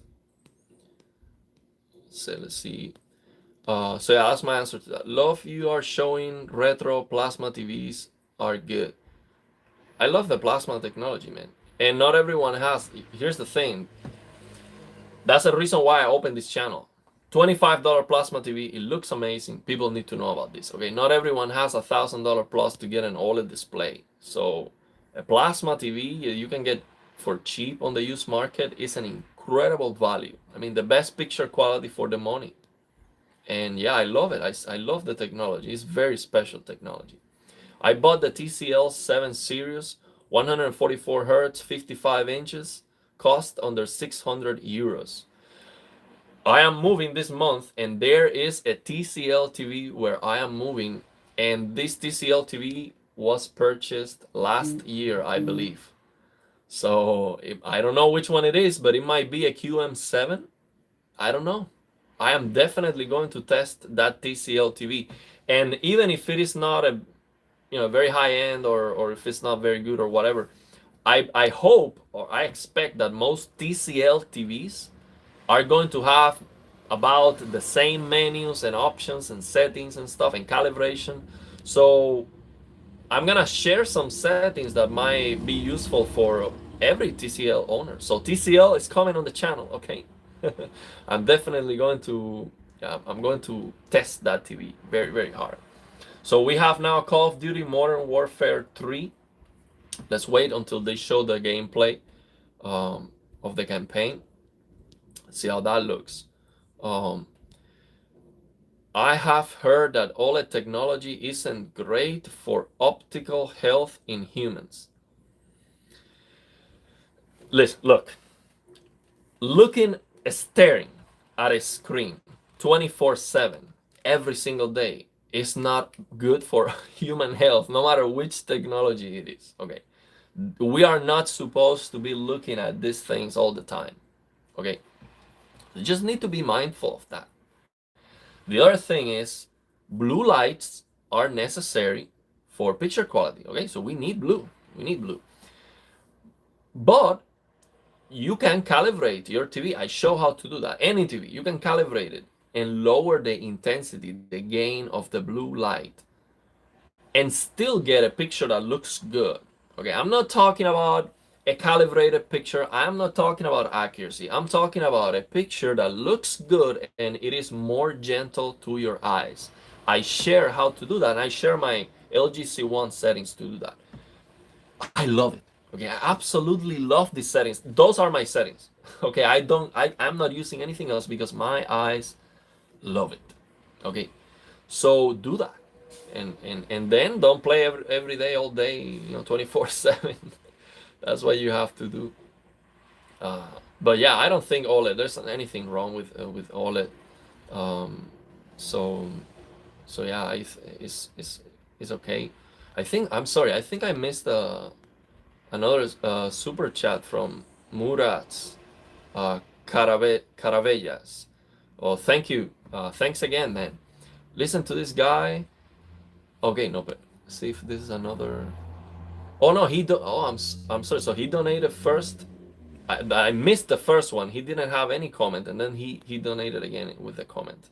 So I already read this. So, well, thank you. Thanks, man. I appreciate your support. Okay, so we're seeing some Call of Duty gameplay. Let's see what we have here. Campaign story, and they're going to work seamlessly with those epic cinematic missions that Call of Duty fans know and love. And it looks very good. Show you an exclusive first look at one of these epic cinematic missions. It looks very good, especially the lighting of the arm of the weapon. When you're firing the weapon during the night, the bouncing of the lights on the arm itself, it was very good, very impressive. It's looking pretty good. Okay, Call of Duty Modern Warfare 3. See how that looks. I'll give you my impressions, okay? See how that looks. Submarine inside the water. See what's going on. Okay. Looks very good. It looks like a movie. Wow. I'm sorry, it looks better than a movie. Well, you know what I mean. The lighting looks absolutely insane. The indirect lighting on the darkness and inside the water, it just looks incredible.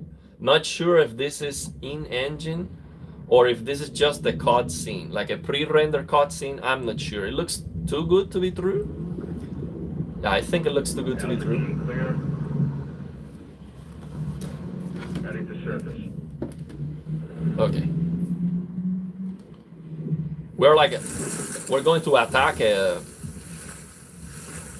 fortress. They're going to attack a fortress. Eyes on target. Phase 1 complete. All the copies. We're set. Man, this looks absolutely insane. So we are during the night, when you see the lights flashing, the way things are being illuminated are very realistic. I'm loving the lighting of the game. It's very good. Stay tight. Roger, no movement. Okay. So we have underwater swimming, and we're going to climb the fortress. Man, this looks very good. I love the way the light is looking, the lighting is looking at night. The water physics, absolutely insane water physics. Wow, this is in-game. So we're talking about actually playing the game. R2 to fire the line launcher. So they're gonna climb a fortress right now during the night. The water looks incredible. The water physics, the rain, the lighting, absolutely insane looking. And the camera, the way the camera is moving, it's very realistic. Very realistic. Wow, man, the rain looks insane. All teams Alpha Center. No copy. Solid, we're now clear. Moving to Mark DC. Stand by. Game is looking fantastic, man, I have to say. Oh, they're turning on the night filter to see on the darkness, and everything looks blue now. But yeah, it's just, you know what I like to do now when I am calibrating the TV to make sure that the near black is perfect and all of that. I actually don't like to use on the games any light sources or lanterns or none of that, so I can actually see near black. And because I am sure I'm not crushing any details, I can see everything. So in Hogwarts Legacy, on these dark scenes, I don't turn on the Lumus on the you know, this magic spell to see on the darkness, to have a light. I do not even use it because I have it calibrated. I can see everything on the darkness. So I don't like, so I'm playing this game, I don't like to use that filter that everything looks blue just to see on the darkness. I would just make sure all the shadow detail is there so I can see the game. Very good. It's looking pretty good, man. Very cinematic, very realistic. The camera angles, the atmosphere is just nailed. The rain, very, very nice. The only thing I don't like about first-person shooter games is that you see the weapon like this all the time. All the time. You're walking with a weapon like this. I don't think that's very realistic.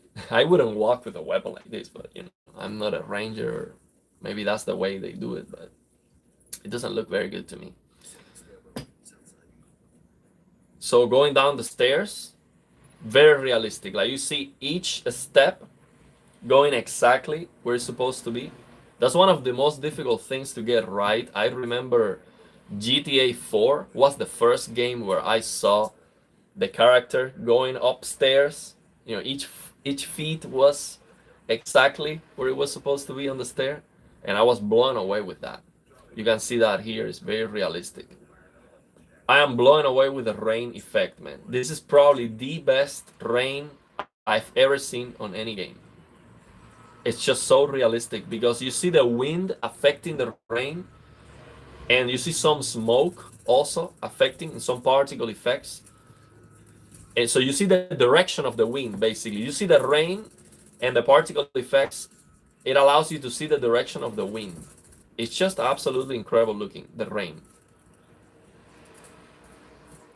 Very, very nice campaign here in terms of the graphics. And we know already they know how to make a good HDR. The HDR is gonna be very good. Very good looking game. Good performance even on the consoles. Good performance on the PC. Good HDR, amazing graphics, all the features. I mean, what to complain? They make a lot of money. That's what they should do. They should do an amazing game. So yeah, very impressed with it. Let's see what else we have. I don't want to lose you guys. Oh, well, thank you for the super chat, Dragos Livaderiu. Man, thank you for your support, man. That's awesome. Love your work, Plasma. I appreciate you, my brother. Thank you. Thanks a lot. I appreciate you guys being here. I don't want to miss any comments, man. Let's see what else, if we have more. We have so many comments I haven't read yet. Let me go over it. Yeah, we're watching right now a trailer of the upcoming Call of Duty. Okay, let's see. Okay, so Resident Evil 4 VR mode is what I am most excited for. Village on PSVR 2 was incredible. I'm gonna tell you this, as soon as I have a chance, I'm going to get a VR headset. I'm gonna love it because of the motion clarity of VR headsets. So now the problem with the decision to me with VR headsets is that if you get an OLED VR headset, it's 2 milliseconds of persistence, but you get better picture quality. So that the PSVR 2 is an OLED, I believe, and it should be 2 milliseconds of persistence. But the LCDs, they have much better motion clarity. So, but yeah, the blacks are not gonna be perfect. So I'm definitely gonna get an OLED, but it's tough to choose the best VR headset. Might be tough, and it's a lot of money. So I would definitely, as soon as I have a chance, I'm going to get into VR and share some VR experience here on the channel for sure. I know it's a very niche topic, but I will do it. Now we have a scene fighting inside a prison that is very dark. It looks very good, man. This game is looking amazing on the darkness. Very good lighting on the darkness. Hello from France, Lazaro from France. Hey, bonjour, bonjour. Have you guys got rid of Macron yet? Macron, what is that? Rob Scott. What is Macron? What camera are you using? So what I used to record my videos is the camera of my Samsung Galaxy S23 Ultra. I actually have a professional camcorder, which is a Panasonic HCX 1500, and it is not even close. The S23 Ultra camera is so much better. It's just not close. So yeah, it's just I have to use the camera of my phone because it's better. Right now I'm using the selfie camera, but this live stream cannot be 4K 60, so it doesn't really make a big difference. October 5th, Modern Warfare 3. That's almost here. Okay. So let's see. Hola, hermano Mystic. Saludo para la gente de España. Rob Scott, Strange Times, Lázaro. Oh, yes. Hola, amigo. Hola, amigo Jorge Diaz. I have some Spanish speaking on the chat. Are you picking up Starfield? Curious to see what the HDR situation is going to look like. I am going to pick up Starfield and probably gonna refund it. Same. I'm gonna make sure I don't go over the 2 hours that, they give you to play the game, to refund it, because I'm sure it's. I mean, I cannot say I'm sure it's gonna be trash. I hope it's good. I hope I'm wrong, but based on what I've seen, listen, that's the game I want. Okay, an exploration on the space. That's the dream. Okay, that's the dream game. It's very difficult to do. That's probably the most difficult game idea to realize. Okay, no question about that.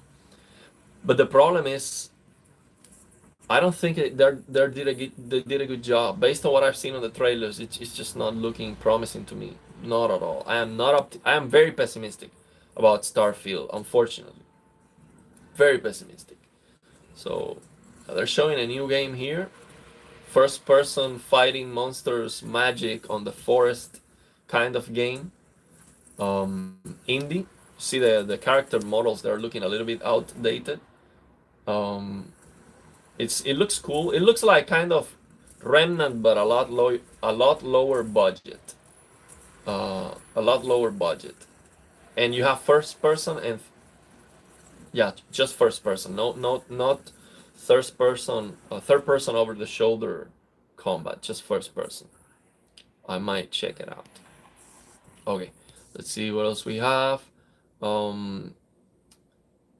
I blame. ¿Cómo va la vida? Todo va bien. I blame Microsoft Game Pass. It is like communism. For what is a creative industry, not good in my opinion. Game Pass is like communism. I come from a communist country. Come from Cuba. Let me tell you, communism might be a wonderful idea, but here's the thing. It doesn't work. Okay, trust me. I come from Cuba. It doesn't work. It might be a beautiful idea. Wrong. Okay, it doesn't work. So so yeah, I get what you're saying. Microsoft Game Pass. I think the Game Pass is damaging the quality of the games, because it's just what I see. The games are not as good. The Starfield Day 1 Game Pass, it might suck. Okay.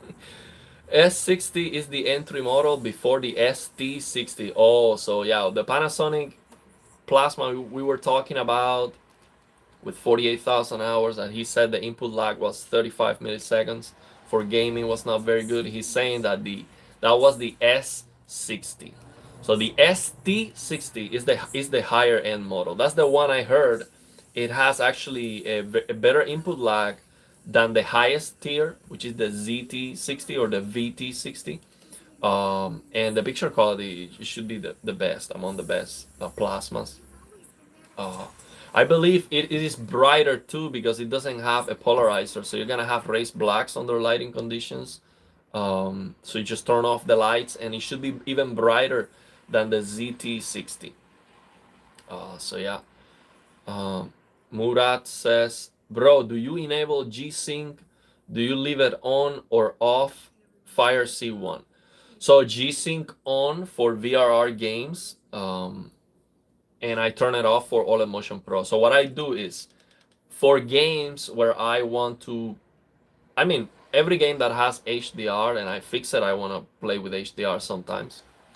And then just to enjoy the brightness. And of course, I use G-Sync.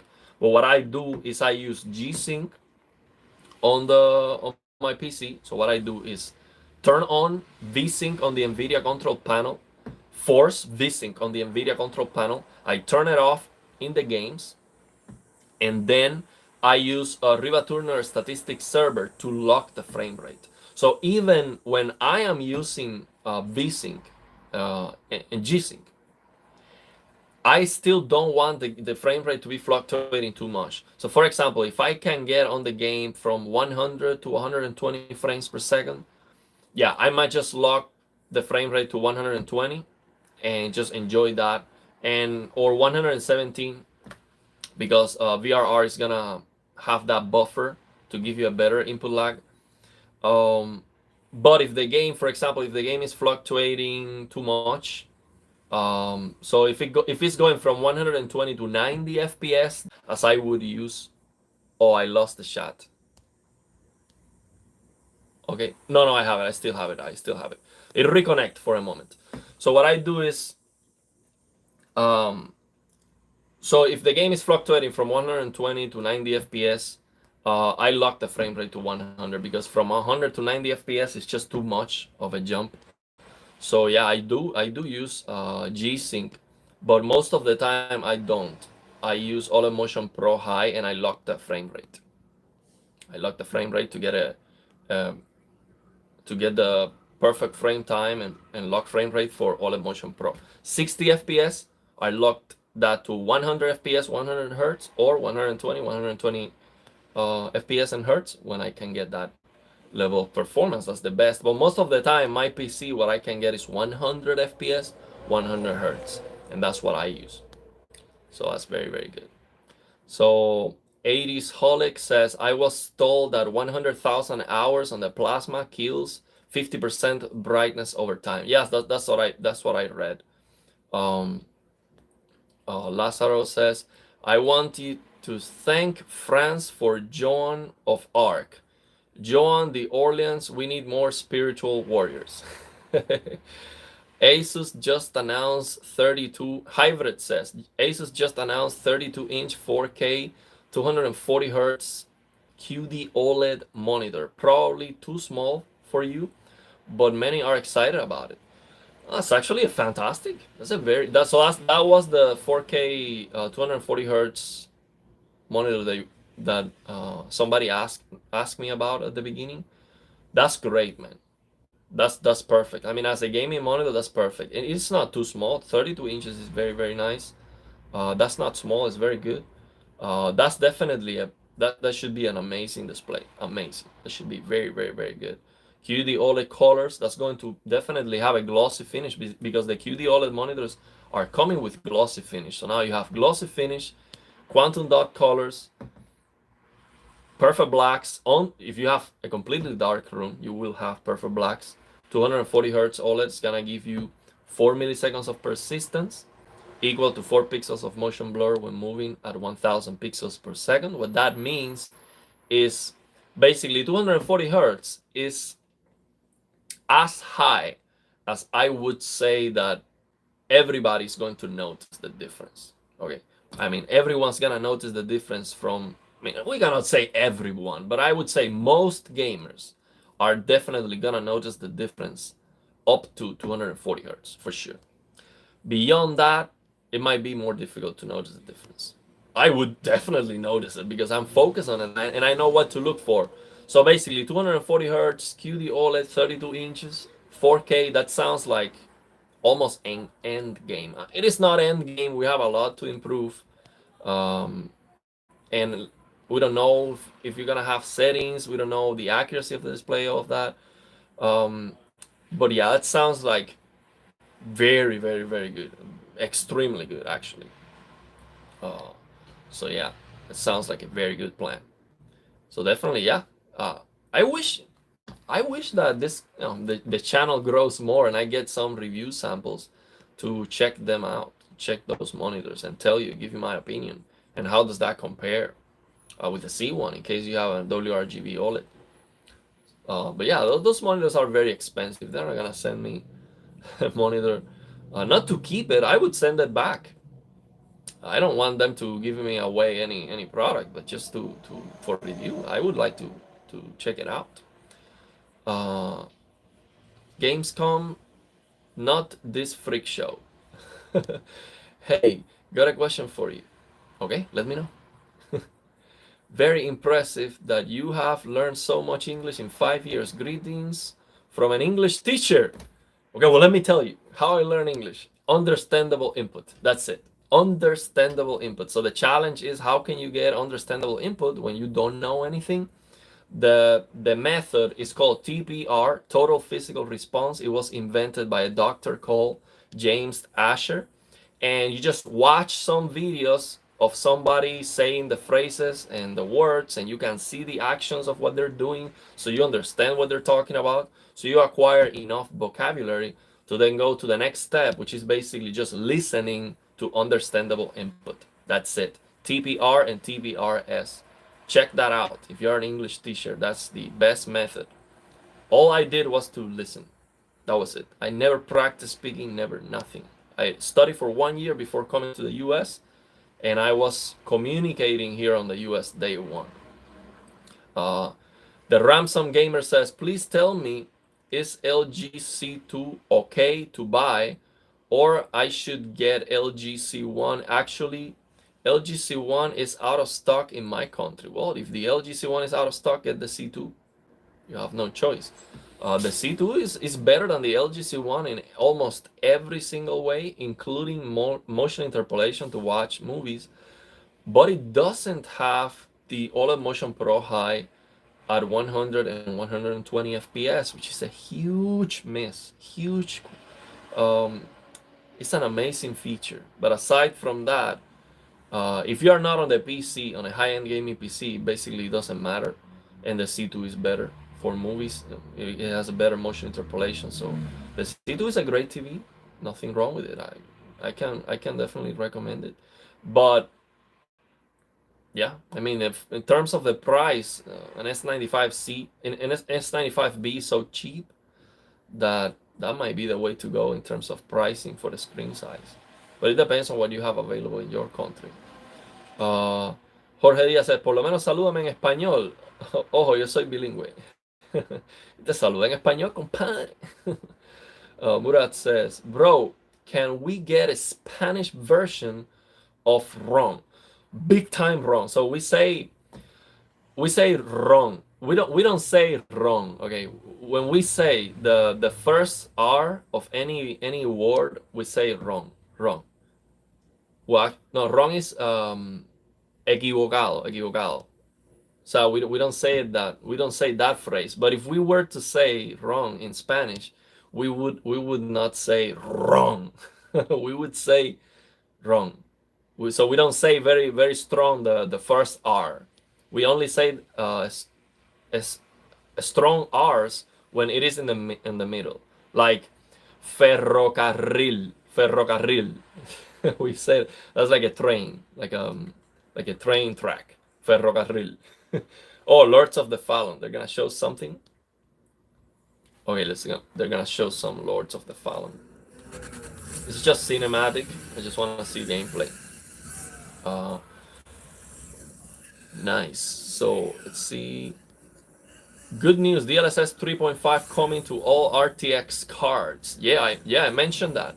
It's a very good thing. It's a very good thing. Just better picture quality, even a little bit better performance in some areas, a little bit sometimes.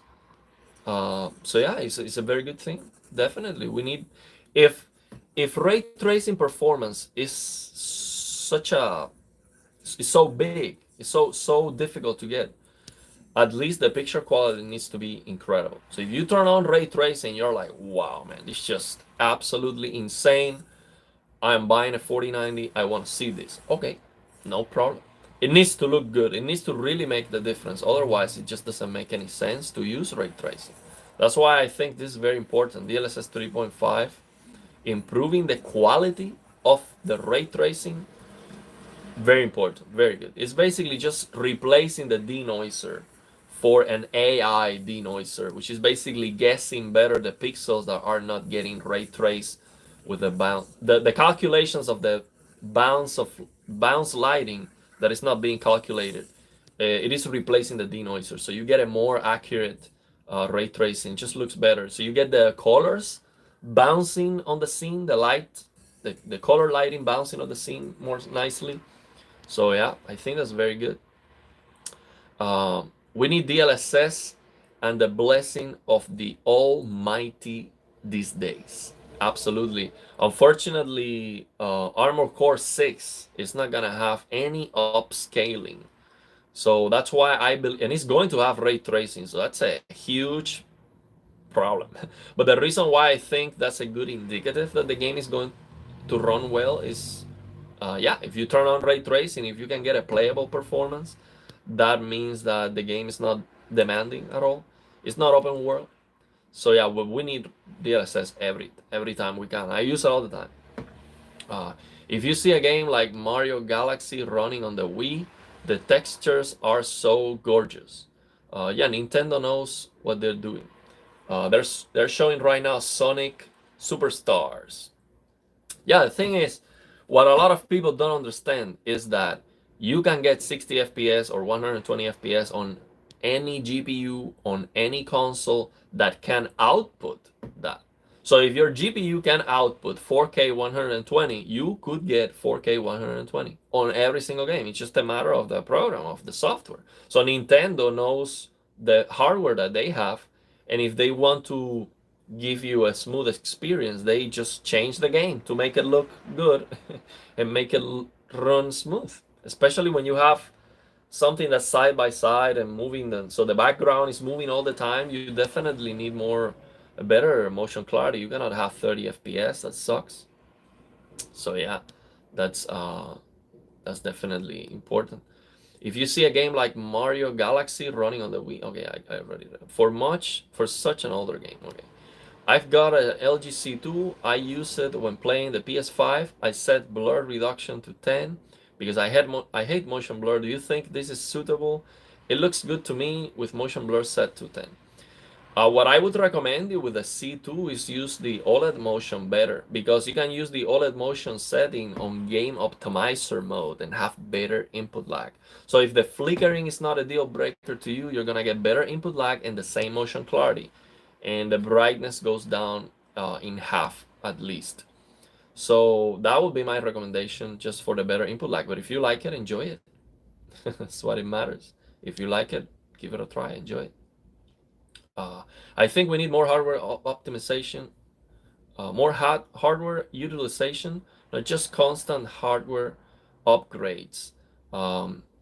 Yeah, I mean, when I think about buying a new component for my PC, what I think is, can my PC give me a great gaming experience? Absolutely, 100%, no question about that. So then the problem is the game, it's not my PC. So if the games take advantage of the hardware that I have, I get an amazing gaming experience. Example, amazing Spider-Man 2, Ratchet and Clank, which has some issues, but it still looks amazing. It performs very well. So yeah, Simon Hoshak says, hey, we enjoy being with you on this amazing journey. Thank you as always for all your hard work and sharing this with us all. All the best. All the best to you, Simon. Thank you for your comment, man. You're so kind. Thank you so much for being here.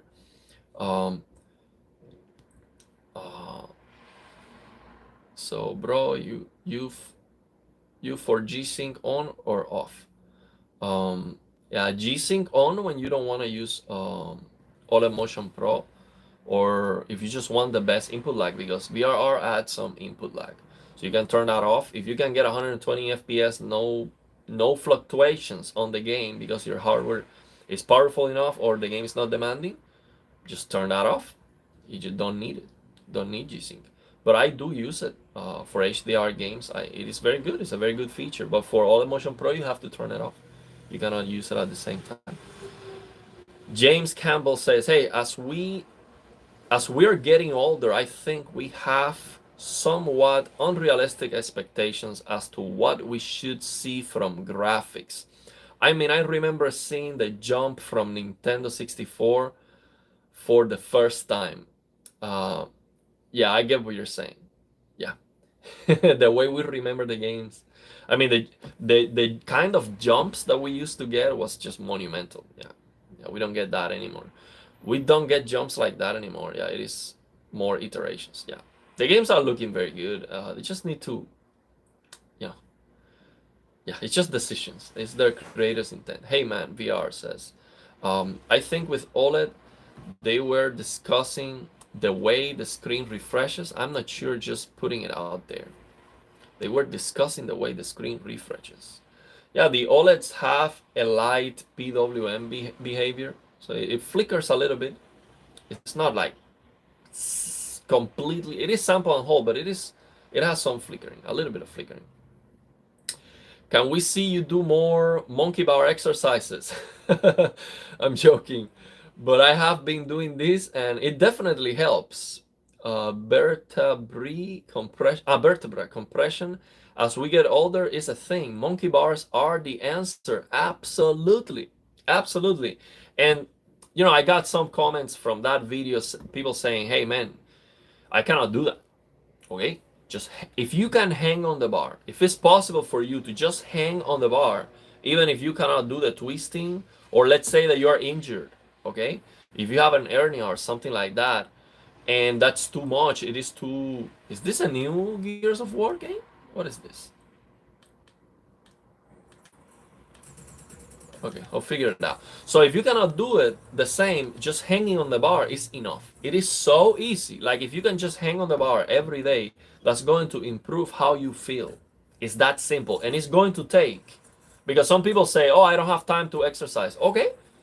Do you have maybe 20 seconds to improve your well-being?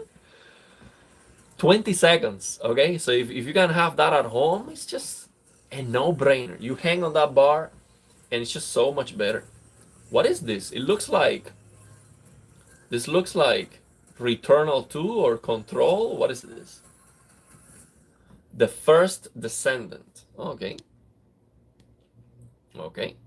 I'm looking to sell my Quest 2. It is new and I don't use it. Gives me headaches.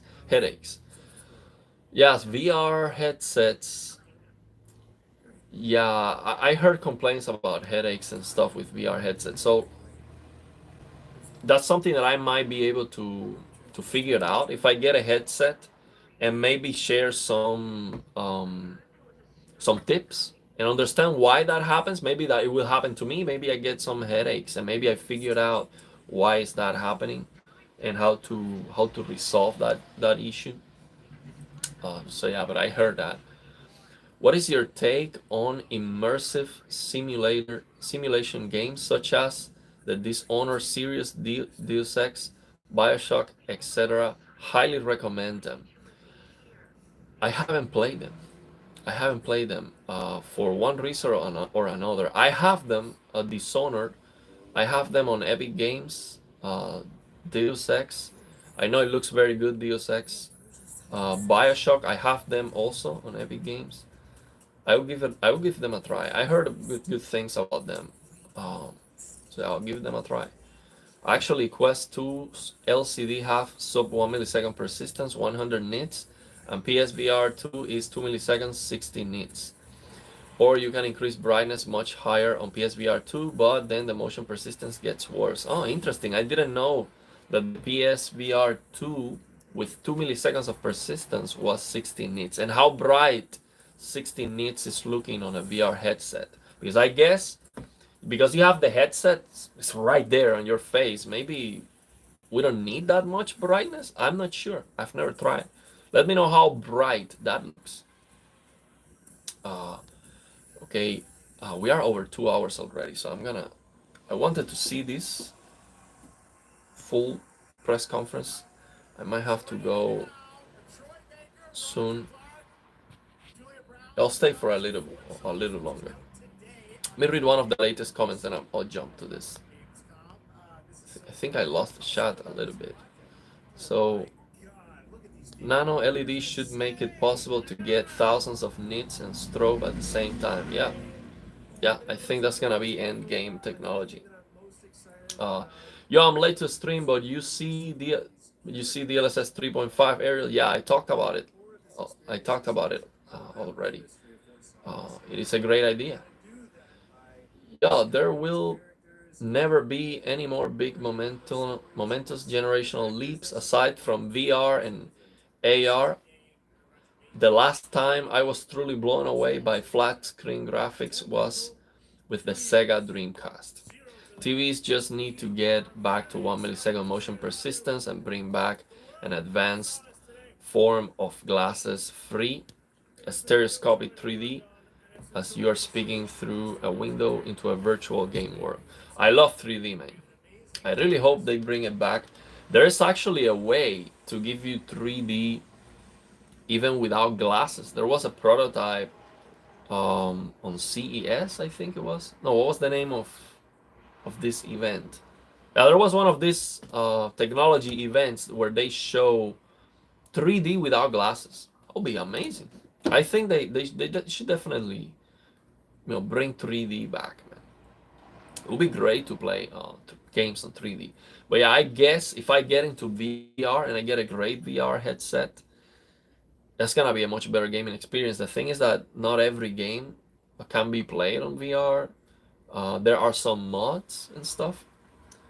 So yeah, it's getting better, but yeah, it's not something that you can get a VR headset and then play every single game and get the same experience.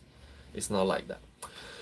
So I'm gonna end the stream. We've been going for over 2 hours, so 2 hours 16 minutes, and I have to go soon. So yeah, and we don't have a lot of people on the chat anymore. So we're gonna end the stream here. Thanks for everyone who showed up. We had a lot of good interactions. I will let you know if there's something that stands out here on the live stream. But so far, that game where I was really impressed is Crimson Desert. Really impressive, actually. Too good to be true. It doesn't even have a release date. Let me see again the name. Crimson. Yeah, this game was looking too good to be true, to be honest. It's just I don't believe it.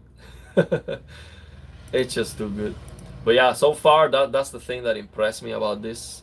And yeah, there cannot be anything better than this. It's just insane. Crimson Desert. So yeah, let me know your thoughts and opinions if you have any questions. And yeah, Crimson Desert. And thanks for everyone for being here.